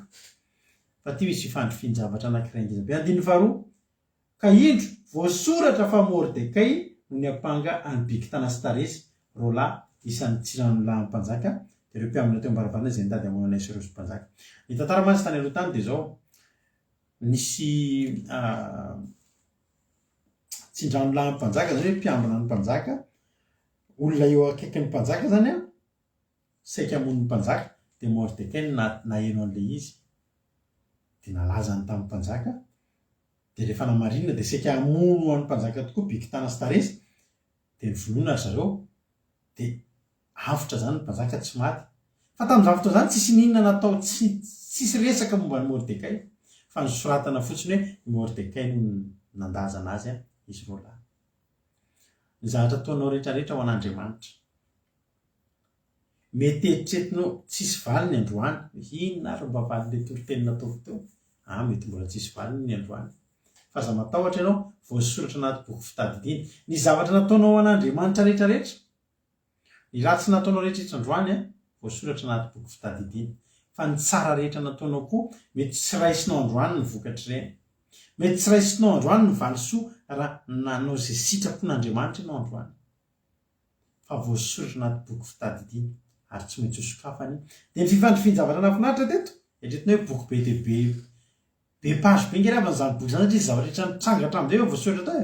Fa mahavariana nisokafana ilay izy teto dia eo amin'ny page misy ny anaran'i Mordekay. Halleluia. Zany ny atao Andriamanitra rehefa hiasa. Nataony tonga teo ilay izy satria maninona ny page nisy ny anaran'i Mordekay ny voasokatra satria hoe Mordekay ngera-pitsika ho faty. Fa tsy tian'Andriamanitra ho faty Mordekay. Toy izay Andriamanitra hoe mpanjaka tsy mahita tory ianao androany. Nandefasan'Andriamanitra fananana elingelina tao. Tsy nentina tory. Miezaka matory fa misokatra ny maso. Miezaka matory fa mieritreritra. Toy izay Andriamanitra zao tia hamaky boky. Sokafo ny boky. Ianareo ilay mpanokatra ny boky indray sokafo eo amin'ny page 140 ohatra. Tanao izany rehetra izany tsisy mandeha tsikely, tsisy mandeha kitotozana. Fa izany voalahatr'Andriamanitra ho an'izy, ho an'ilay olona ho ahantona rapitso. Ianao tsisy mahantona izany rapitso ve ianao tokony hisy anantona amin'ny hazo anala-baraka sy ny sisa. Anisy ratsy ianao. Za tena teneniko anao fa androany alina mbola afaka anao zavatra Andriamanitra ary ty toriteny ity zany zavatra hiasa eo amin'ny fiainanao zany. Dia nisokafana ravana ilay boky teny anaran'ny Mordekay ny voasoratra teo. Ary zao tao anatin'ny andro fifalian'ny mpanjaka mihitsy io. Toy mpanjaka, ary mpanjaka, inona moa ny fisandrantana sy voninahitra efa nomena Mordekay noho izany? Hitanao? Nahatsiaro an'i Mordekay ny mpanjaka. Mbola avy amin'izy koa zany, mbola avy amin'Andriamanitra. Tsarovy fa nanao zavatra anao io tena marina tokoa zany ozy izy hoe seroso mpanjaka. Inona nefa nataontsika taminy? Tena maro koa ilay anankiroa mbola tsy nisy mihitsy. Zay ilay teneniko anao hoe tsy misy io androany fa ho tsarovana io rapitso. Fa ataovy foana izay tsara sy mety eo anatrehan'Andriamanitra. Dia olo mpanjaka, iza ny ao akanjao? Efa maraina mantsy ny andro. Iza ny tonga tao? Le olona nega avy any an-tranony andeha hiteny hoe mba ahantona Mordekay. Tsisy kisendrasendra ho azy. Ny fo maraina be mihitsy amana. Andeha ho any amin'ny mpanjaka. Tsy fantany fa mpanjaka tsy matory ao. Efa mijery izay zavatra tokony hamaliana fity any Mordekay. Iza ozy izy ny ao avelany ao. Iamanaka efa sendra tonga teo kianja avelan'ny tranon'ny mpanjaka tamin'izay hiteny amin'ny mpanjaka ny anatonana Mordekay amin'ny hazo efa natsanga ny anatonana azy. Tsy fantany fihevitry Jehovah ry havana. Ary io izy atovy mpanjaka tamin'ny indro amana no mitsanganao kiazy. Dia izy mpanjaka asevo miditra izy. Dia niditra amana ary mpanjaka taminy. Inona mendrika atao amin'izay lehilahy tian'ny mpanjaka hoe amboninahitra? Ary amana nanao anakapo hoe koa izy ireo moa no tian'ny mpanjaka hoe amboninahitra fa tsy za. Fa diso fanantenana izy dia hoe amana taminy. Dia izay tiany natao tamin'ny tenany dia mba niteneniny teo atao an'izao. Ny akanjo fiandrianana efa ny akanjon'ny mpanjaka sy ny soavaly izay tengena mpanjaka sady voaisy sarom-boninahitra ny lohany dia aoka izay fitafiana izany atolotra eo an-tanan'ny anankiray izay malaza indrindra amin'ny mpanapaka amin'ny voatendry mpanjaka. Ary aoka izay lehilahy tian'ny mpanjaka hoe amboninahitra nampakanjona izany dia ampitengenina soavaly. Dia hoe entina kalalana an-tanàna sady aoka hisy antso eo alohany hoe izao no atao amin'ny lehilahy izay tian'ny mpanjaka hoe amboninahitra. Hitanao? Na ny zavatra teny ambavany Iamana izay fahavalon'ny Mordekay azy dia niesan'Andriamanitra. Teny ambavany ny fahavalon'ny Mordekay ny zavatra tokony ho atao azy. Ny fitahiana ho azy teny ambavany fahavalony. Tsisy kisendrasendra izany rehetrarehetra. No kitian'Andriamanitra daholo no sain'ireo olona rehetrarehetra izao. Halleloia. Nataon'Andriamanitra ny fandrifo daholo le zavatra etretra mba ho an'inona ho ana olona anankiray. Ankerevana misy zavatra be dehibe hiasa ny ambadimbadika any ho anao fotsiny, ho anao. Halleloia. Ny zavatra mitranga rehetra aminao dia zao isaoran'Andriamanitra tao fotsiny. Ny raha tebusy ianao misaoran'Andriamanitra ianao. Efa nataonao zay azo atao fa mbola ny raha tebusy any ianao misy zavatra tian'Andriamanitra tongavanao ambadimbadika. Halleloia. Tena teneniko anao fa raha tsy namaky an'io boky io ngeravana, raha nahita toy ngeravana ny mpanjaka tamin'io maty ngeravana Mordekay ny ampisoniny. Fa vonin'Andriamanitra tsy hampahita tory ny mpanjaka mba ho fitahiana ho amin'ny Mordekay. Za androany tena aminao fa tena isy olona any hoe tsy an'Andriamanitra olona be dehibe ka sian'Andriamanitra mba ho tombontsoa ho anao io fotsiny, mba handarana zavatra ho anao fotsiny. Ianao ny sujet, ianao zany le ifantohan'Andriamanitra eto fa tsy amana, tsy mpanjaka, tsy aseroso, tsy ireo mpamaky ny boky fa i Mordekay. Halleloia. Betsaka izay zavatra fandrifian-javatra ny soty amin'ny fiainantsika izay. Ireny avelantsika mandehandeha fotsiny. Fa za miteny anareo fa io vitan'Andriamanitra io. Ary aza mitataina. Ray andro zay taty andafy.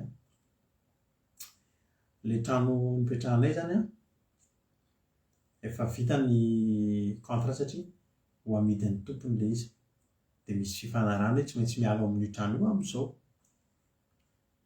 Dia nahavariana mitady trano zay. Zay mantsy rehefa mitady trano dia tsy hoe izay trano misy dia afaka hidiranay, fa tsy maintsy trano ahafahany manao an'izao asan'Andriamanitra izao. Dia somary elaela kokoa zany vao mahita an'ilay tokony hety moa izay moa maromaro anaka dia hitanareo ihany. 31 mai ngambany izay ny fetra farany nomenanay hipetrahanao amin'io trano io. Dia manomboka any amin'ny le 15 zany ny tompotrano dia efa niteny hoe tsy adinonareo le miala fa efa ho avy ny agence saka ny lakile sy ny sisa. Dia zay moa ny teny tsy adinonay ka. Eritreretinao olona hifindra trano ianao le 15 ianao mbola tsy mahita trano hifindrana.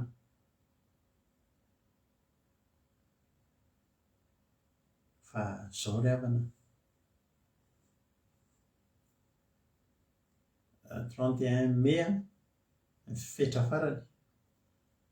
30 mai zay amin'ny fomba tsy takatry ny saina tafaresaka aman'olona. Olona tsy ampozinao mihitsy. Ampitataina zany 31 ianao mila miala. 29, 28, 27 ianao mbola tsy nahita. Fa ianao mbola samy teny amin'ny tompotrany tafianao zay ka, mahita zay ka. Fa milamina ka. 30 zay mahita. Amin'ny fomba tsy takatry ny sainao misy olona taparesaka aminao tsy ampozinao zao miresaka aminao. Nisy fotoana efa tantaraiko anareo teto dia tafafindra soa matsara efa tantaraiko anareo teto le hoe nisy fotoana zay mipetraka tao anatin'izay trano anankiray zay. Dia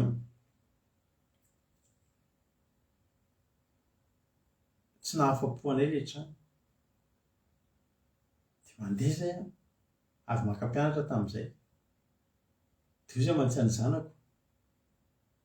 Anjatsika Viliatsy. Tanàna tsy fantatro, tanàna mbola tsy nidirako teo amin'ny fiainako.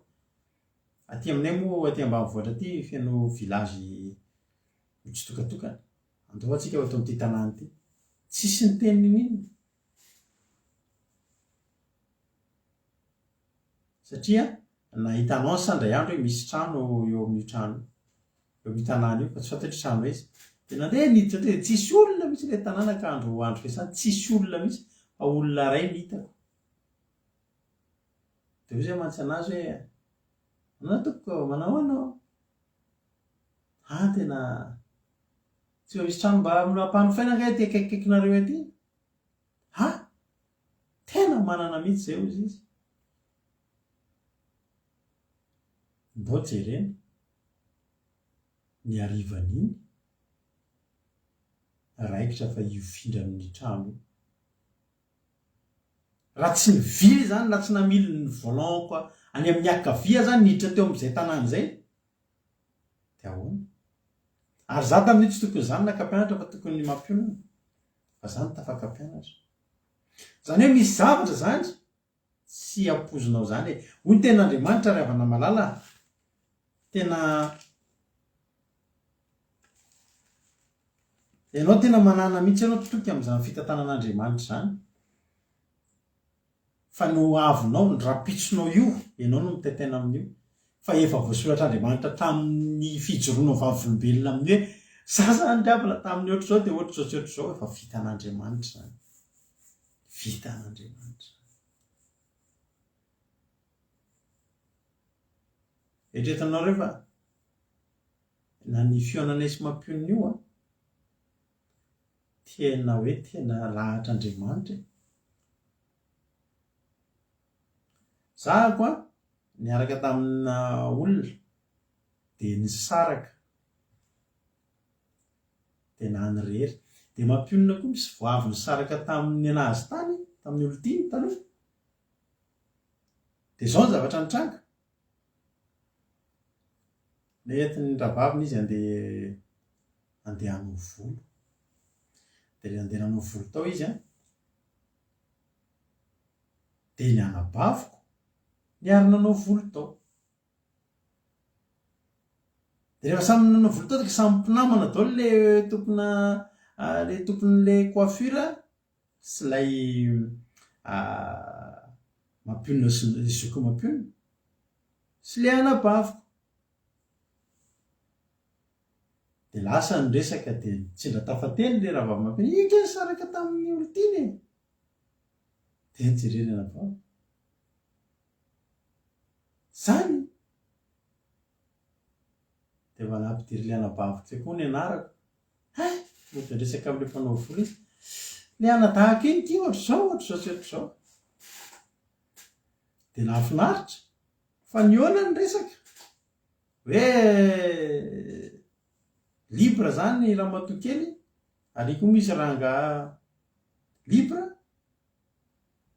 de nampiona na fandray numero de niona de raha zany zao tsy niresaka ary zareo tsy lamba inona zany nalehan'le anabaviko nanao volo tao tamin'ny orany tovy satria misy mpanompon'Andriamanitra ho atambatr'Andriamanitra alleloia de voasoratra amen zany ange ny fomba leonanay mbola tsy hitako izy fa honohono anono alleloia ary havana zany ny fitantanan'Andriamanitra ary za tena teny aminao hitra am'le tapany faharoa am'le teny ranavavy Marizao teo tsika hoe misy fotoana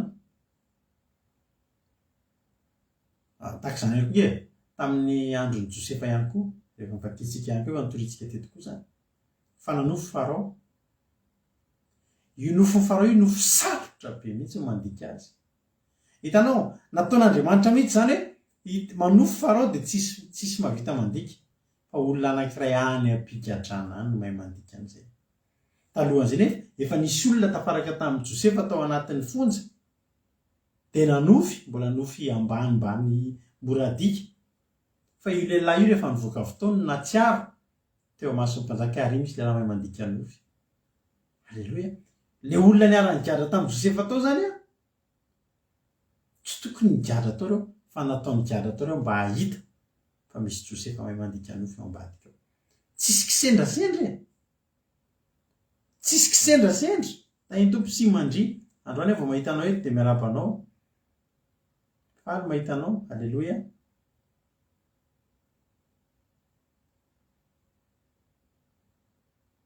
fa ianao tena teneniko anao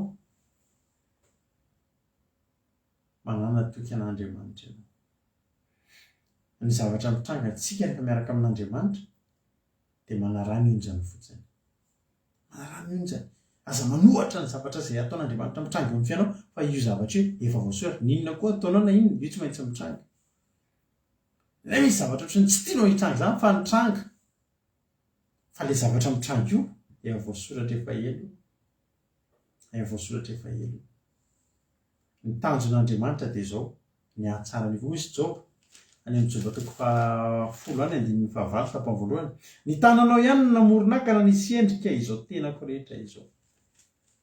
Zany hoe ny zavatra tanjon'Andriamanitra dia nanao ny fiainantsika tsara sy hafinaritra foana.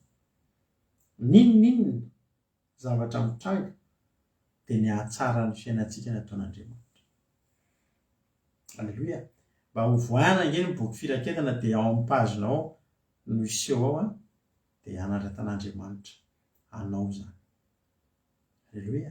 Ho asandratr'Andriamanitra ne ianao amin'izay toerana misy anao ny zavatra fifandrifian-javatra ho ataon'Andriamanitra any dia amin'izany ianao vao tena hoe zay hoe zay le fifandrifian-javatra ny teny tamin'ny toriteny zay. Alleluia. Momba n'ilay tapany faharoa tsika zao rehefa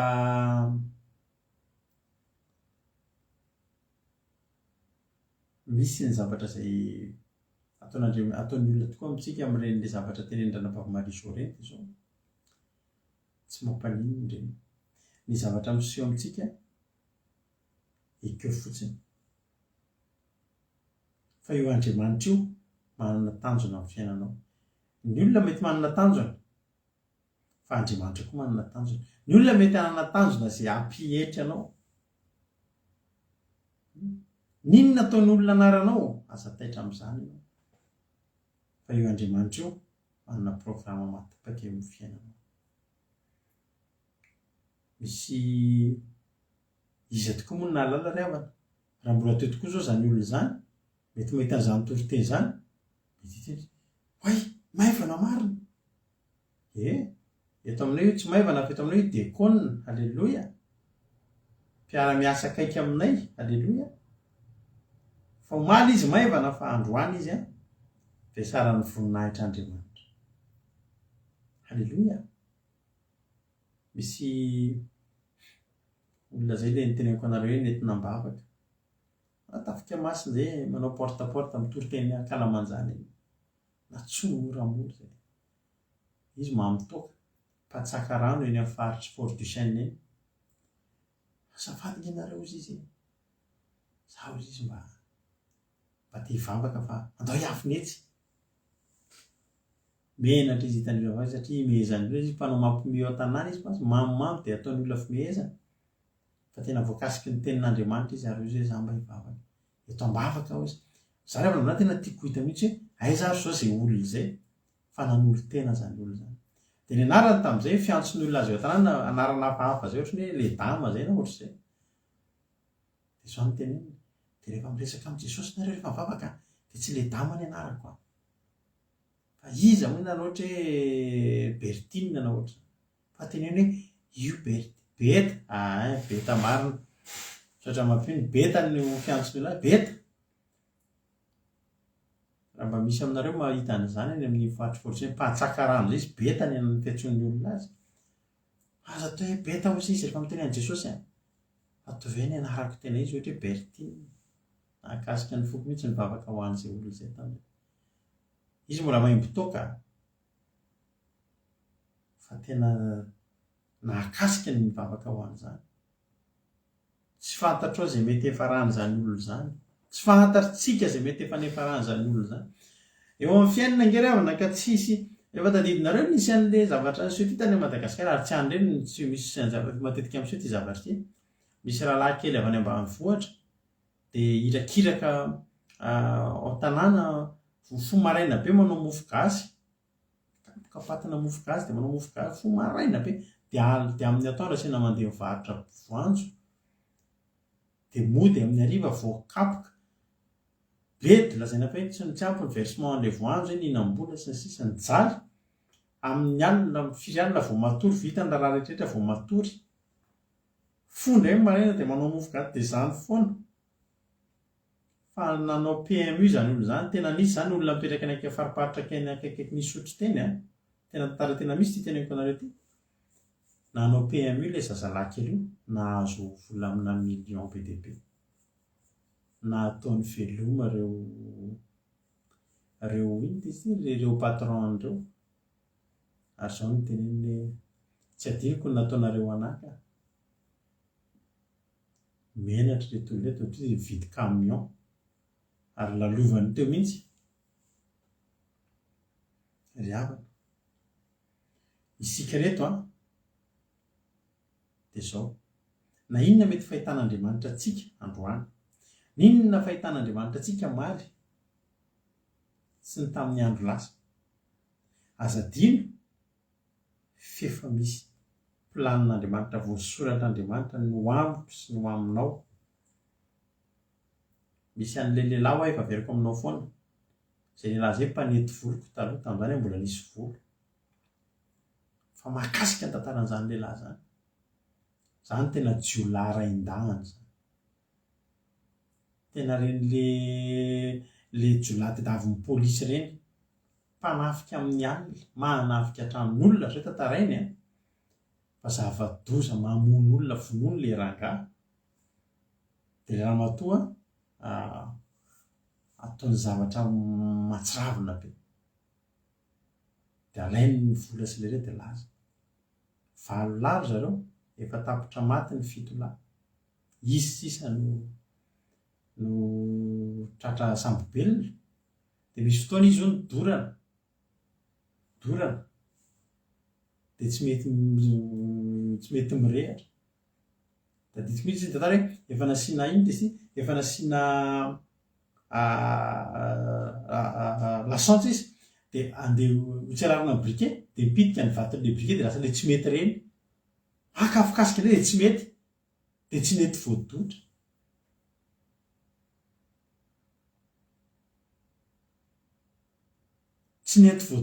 dia tsy nety ny tany polisy migatra misy azy daholo rehefa mety fonja ao Madagasikara akoatran'ny tany Anosilava tany Antsefa tany Tamory tany Tsirabe tany Ambatolampy tany Tamatavy efa nigadrany daholo fa naninona tsy nety ny rehatra le afo tamin'izy odorana ho faty efa voatifitra fa tsy maty fa maninona no misy olona voatifitra maty dia maninona misy olona voatifitra tsy maty lasa mpanompon'Andriamanitra lehilahy io amin'izao tsika miteny zao mpanompon'Andriamanitra mpitoro teny zany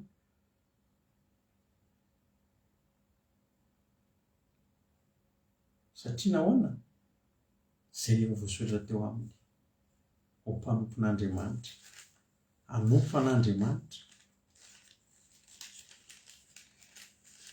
halleloia misy mpiara-mianatra taminay zay taloha dia nataonay surnom tamin'izany tsy afaka fa zany tsy afaka fanadinana foana première année double deuxième année double troisième année double dia tsy afaka ny nataonay anarany fa fantatrao zany olo zany aiza amin'izao fotoana zao prof d'anglais any Angleterre zany olo zany amin'izao fotoana zao prof d'anglais any Angleterre etika tenenana hoe tsy kivy ianao zavatra tenenin'ny olona mombanao androany ninona mety fanambalinana fanatotona ny saitsika tenenin'ny olona ianao tsy kivy amin'izany ny zavatra fantatrao dia zao misy hevitr'Andriamanitra ary zay hevitr'Andriamanitra zay no tokony hifantohanao zay hevitr'Andriamanitra zay no tokony havelom-panantenananao aza tositosika ny indrobotsy tsy afosatatra zay anao kambana efa afaka izy zao re anabavy soamevo ny ten'Andriamanitra ianao no nahary nivoaka namola volahatra ny akibondreniko hideranao fa matahotra sy matalanjo no nanaovanao mahagaga ny asanao ary fantatry ny fanahiko marimarina zany ny tenako tsy niafina taminao fony tao amin'ny miafina ka ny foninao isendrika tany ambanin'ny tany ny masonao efa nahita na dia fony tsy mbola ary fady aza voasotra tao amin'ny bokinao avokoa ny andro voatendry fony tsy mbola nisy na dia ray akory azy indray zava-tsy ho amiko indrindra ny hevitrao Andriamanitra akory ny hamaroany nisany tenenina androany zao toerana misy anao zao teneny misy hoe zava-tsy ho amiko indrindra ny hevitra Andriamanitra. Tsika tsy tokony hanao an'izany hoe nanenina mihitsy tamin'ny anina, tena nanenenako le ohatra zao.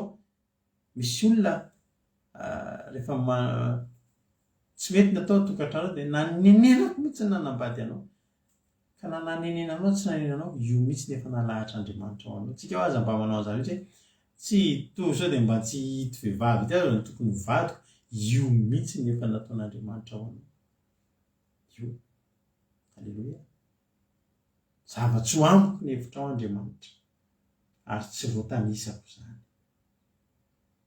Akory ny hamaroany nisany ny zavatra nalahatra Andriamanitra teo amin'ny fiainantsika, tsy voatanisa reo, tsy voatanisa antsika izany. Fa tena hoe misy zavatra lahatra Andriamanitra mety zavatra tamiko kely indrindra izany, kely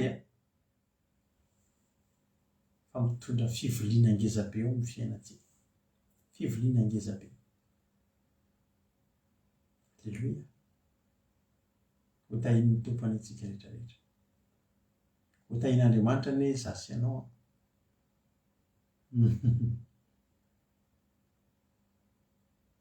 Tsy ny programan'ny olona na ny tenin'ny olona fa Andriamanitra. Mbola tsy ary kory ianao dia vitan'Andriamanitra hoe izao no zavatra izay ho ataoko amin'ity zanako ity. Hotahin'Andriamanitra ny antsika rehetra. Maro zavatra mbola tiana tenena saingy lasa ny fotoana, fa za ty tena fotsiny hoe mbola tsy nisy kory ianao dia fantatr'Andriamanitra ny andronao androany. Ary teteny aminao hoe manomboka eto vao misy zavatra mitranga eo amin'ny fiainana dia izao no teneninao misaotra Andriamanitra fa tia ilay lalana. Misy zavatra mitranga tsy araka ny eritreritrao, ianao mangataka zavatra ny zavatra tovy aminao be dia ndano to dia adin'io le fa misaoran'Andriamanitra amin'io be io. Saoran'Andriamanitra fa io ny tena izy. Fa vitan'Andriamanitra hatramin'ny antsipiriany ny mieritreritra ny fiainana. Ny misaintsaina no avinao mba hahatonga anao hanan-javatra maro tsy voatanisa hiteranao an'Andriamanitra. Hain'Andriamanitra atao ny zavatra rehetra amin'ny fiainanao tsy misy zavatra tsy hainy atao izany. Fa ny zavatra rehetrarehetra eo amin'ny fiainanao efa hain'Andriamanitra hatramin'izay dia mbola hain'Andriamanitra atao ny zavatra rehetra. Matokian'Andriamanitra dia avelao anazy ny fitantanana fa izy no mahay an'io. Tahiny tompontsika rehetrarehetra hivavaka isika aorianan'ity iray ity. Alleluia.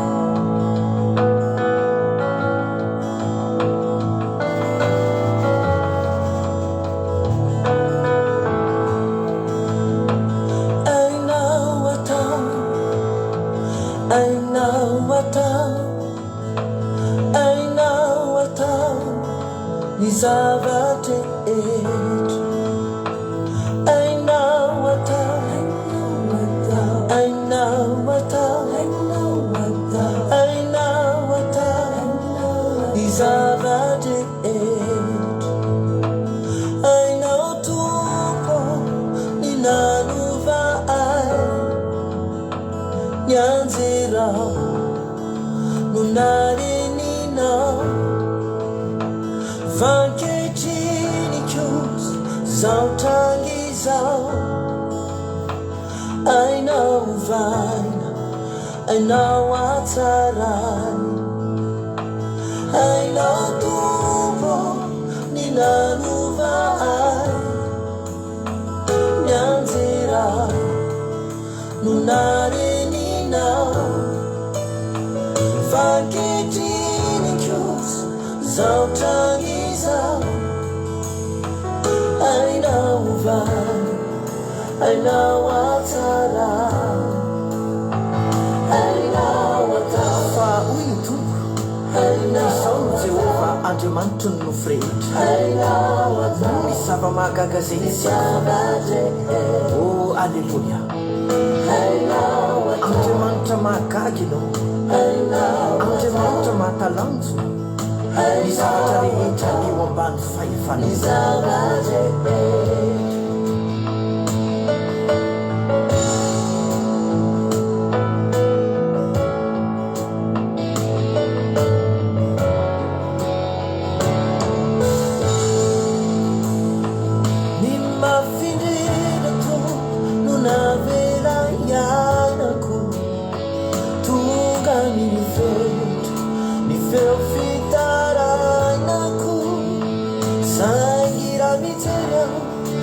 faefanao de mitrakindray fa ainao atao ny mafininato no navela iainako tonga miny fe ny feofitaranako saingira mijery ny faefanao de mitrakindray fa ainao atao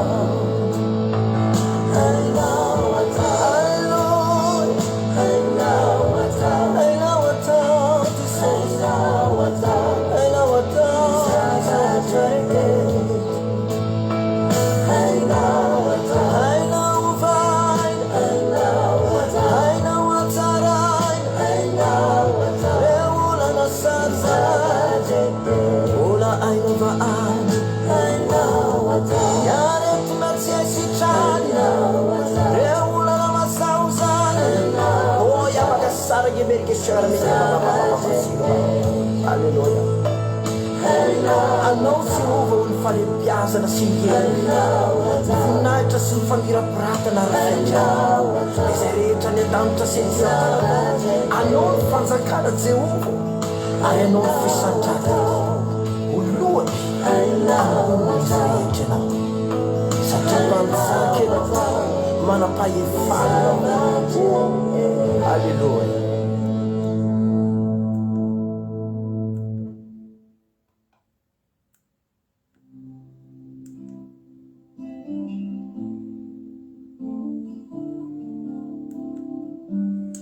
raha tsika vavaka zany toriteny zany a dia tena hitentsika hoe Andriamanitro ny zavatra rehetra zay nalahatra ao dia nety teo amin'ny fiainako avokoa. Ary ankehitriny Andriamanitra tena tsapako hoe maro ary tsy voatanisa. Raha tena teneniko anao fa hatramin'ny zavatra tsy nampozinao, tsy eritreretinao mandrafitra ny fiainanao io nalahatra Andriamanitra rehefa.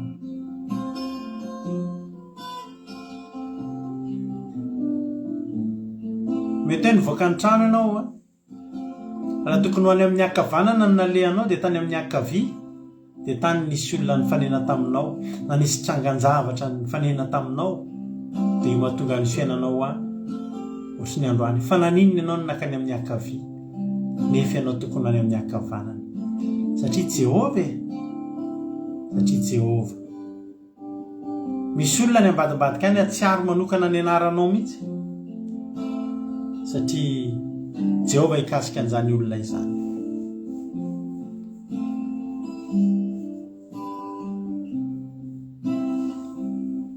Hitantana sy hitahiry ny fiainanao any Andriamanitra dia andahatra zavatra izay tsy takatry ny saina eo amin'ny fiainanao any Andriamanitra. Ry havako malalako, lehibe loatra ary tsy hita ho tantaraina, tsy hita ho pesipesena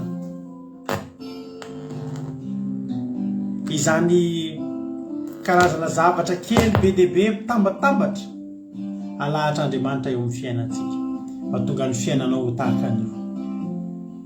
Misaoran'Andriamanitra manomboka androany matoky ny fitantanan'Andriamanitra ianao. Manomboka androany aza merikerika foana ka manontany hoe nety ve ty zavatra nataoko ty, ahoana ary ty lalana nalovako ty. Ataovy ampy anao manana fifandraisana amin'Andriamanitra, mivavaka alohan'ny ainga ao an-trano, mivavaka amin'ny fifandraisana amin'Andriamanitra. Ny aorianan'izay Andriamanitra andahatra ny zavatra rehetrarehetra, andrafitra ny fiainanao ho any amin'ny mahafinaritra indrindra. Mivavaka tsika amin'izao fotoana izao. Jesosy malalo misaotra anao zay satria tena tsapanay ary tena resy lahatra Jehovah Andriamanitra fa tena mandahatra ny fiainanay amin'ny fomba tsy takatry ny saina ianao. Tena mandahatra ny fiainanay amin'ny fomba zay tsy takatry ny saina maha olombelona ianao Andriamanitra. Tena hoe narafitrao taka nandrafetanao an'ity zao tontolo zao ty sy ny abakabaka eny ambony ny planeta maro nandrafetanao an'ity fiainana ity Jehovah Andriamanitra. Misy singa maro izay tsy fantatray tany amboalohany inona no antony zao zavatra ao, inona no antony ity zavatra ity, fa ianao nafantatra ny antony ary ianao efa nandrafitra n'izany efa ela Jehovahandriamanitra. Mbola tsy tonga teto-kory zay dia efa fantatrao, efa nalahatra fa ho tonga eto izay amin'ity androany ity. Mbola tsy nieritreretinay kory Jehovahandriamanitra ny zavatra hitranga aty amin'ny 20 taona lasa amin'ny fiainanay. Nefa mbola tsy nanana fisainana akory zay dia efa voalahatra sy voasoratra tao anatin'ny boky izany. Lehibe ianao Andriamanitra, tsy takatry ny sainay ianao, tena mahatonga anay hideranao, amin'ny voninahitra anao foana fa zava-dehibe ny zavatra ataonao. Io ary zany teny zany Jehovahandriamanitra mba haniry manomboka androany tena hisy olona tsy mba atahotra ny amin'ny hoavin'izany, olona tena lala hisotranao foana amin'izay ny amin'ny zavatra rehetra kely mety etretinay kely mandalo eo amin'ny fiainanay fa fantatray fa mitondra anay makany amin'ny programanao zany Jehovahandriamanitra. Dia io olona rehetrarehetra tonga teto androany tena hoe hovainy zany toriteny zany dia ampahireziny zany toriteny zany. Misaotra Jehovahandriamanitra. Dia voly sy Satana dia faritra amin'ny ranao tsy afaka hitsaingana dia litera ray ary tamin'izay nafafy teto androany ho voninahitra ny anaranao rery ihany.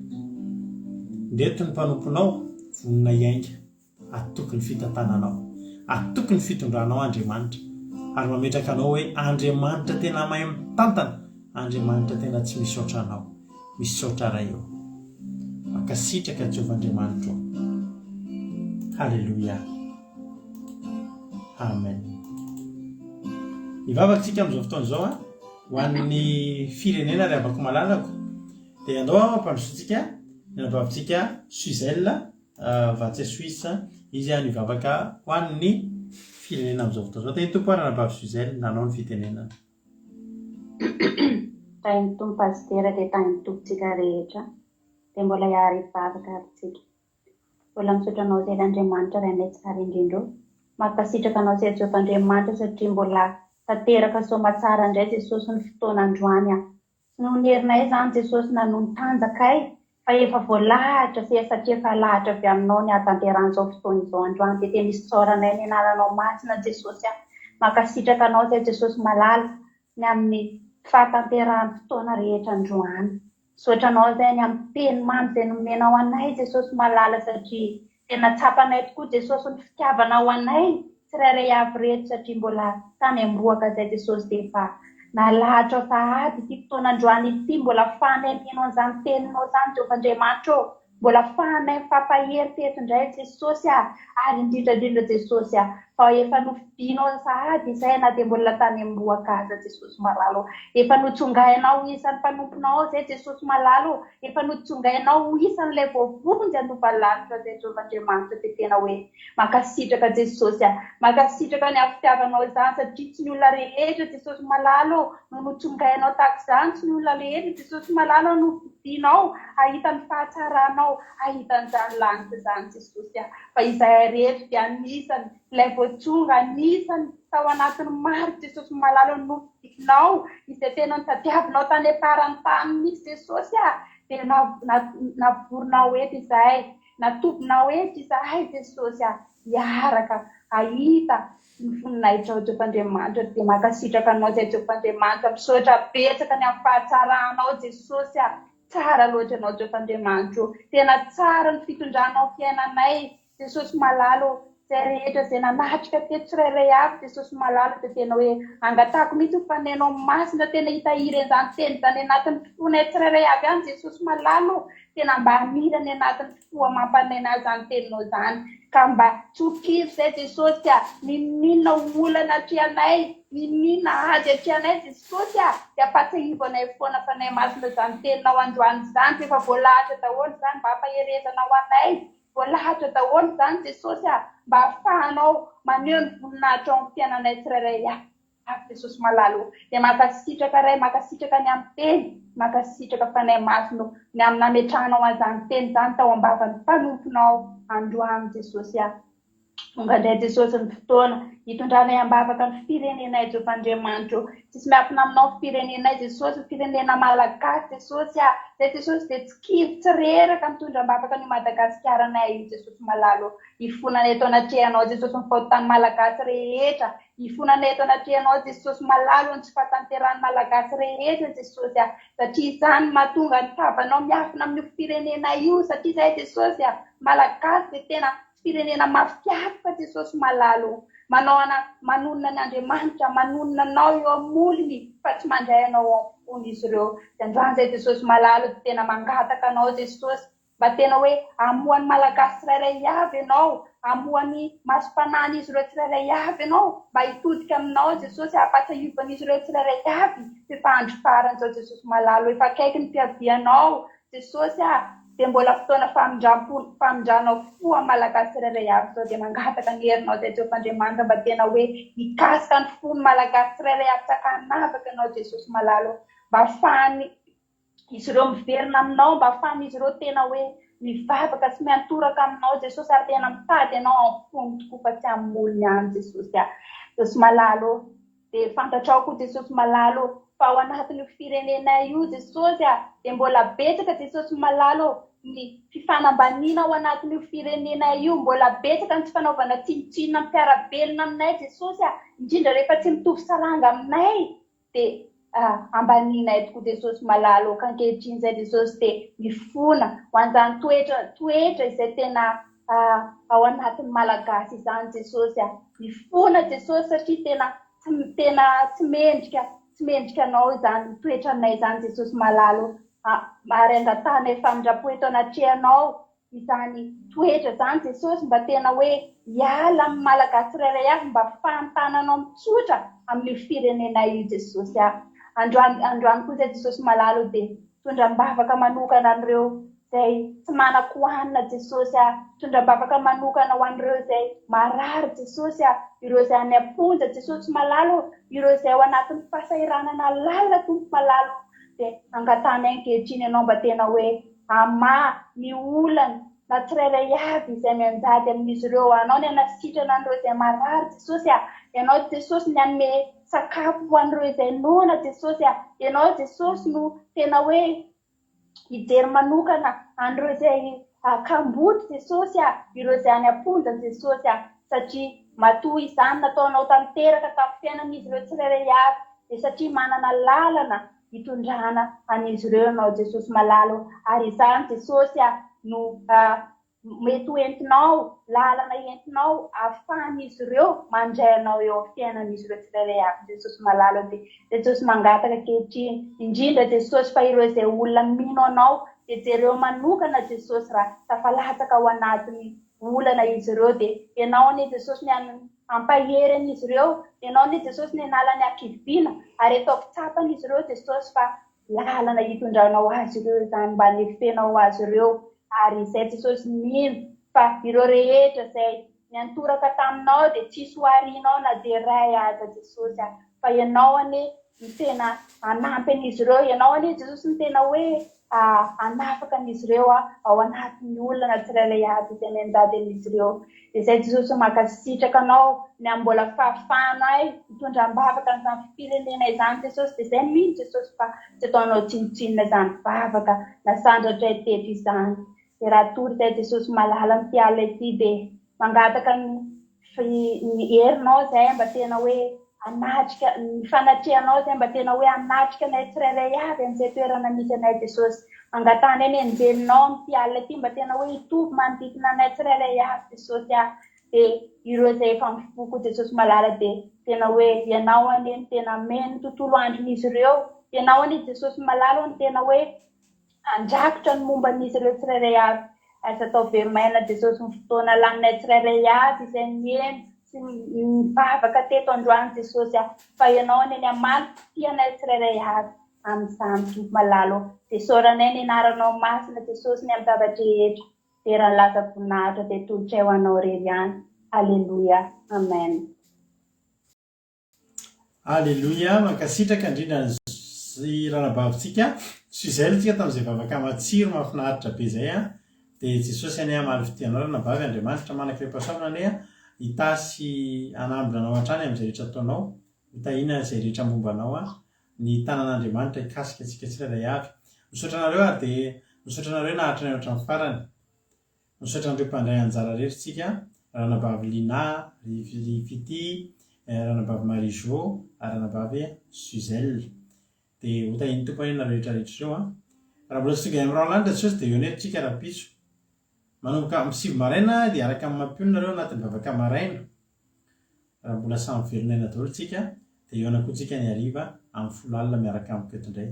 Samy tahin'Andriamanitra misaotra anareo nahatra ny hatrany farany matory amin'izay amin'ny fiadanam-po amin'ny finaminan-tsaina ho tontolo andro mpandresena tontolo andro voalahatra Andriamanitra indray ny tontolo andro raha-pitso mandehana aza matahotra mba Jesosy momba antsika. Tahian' Jesosy daholo. Amen.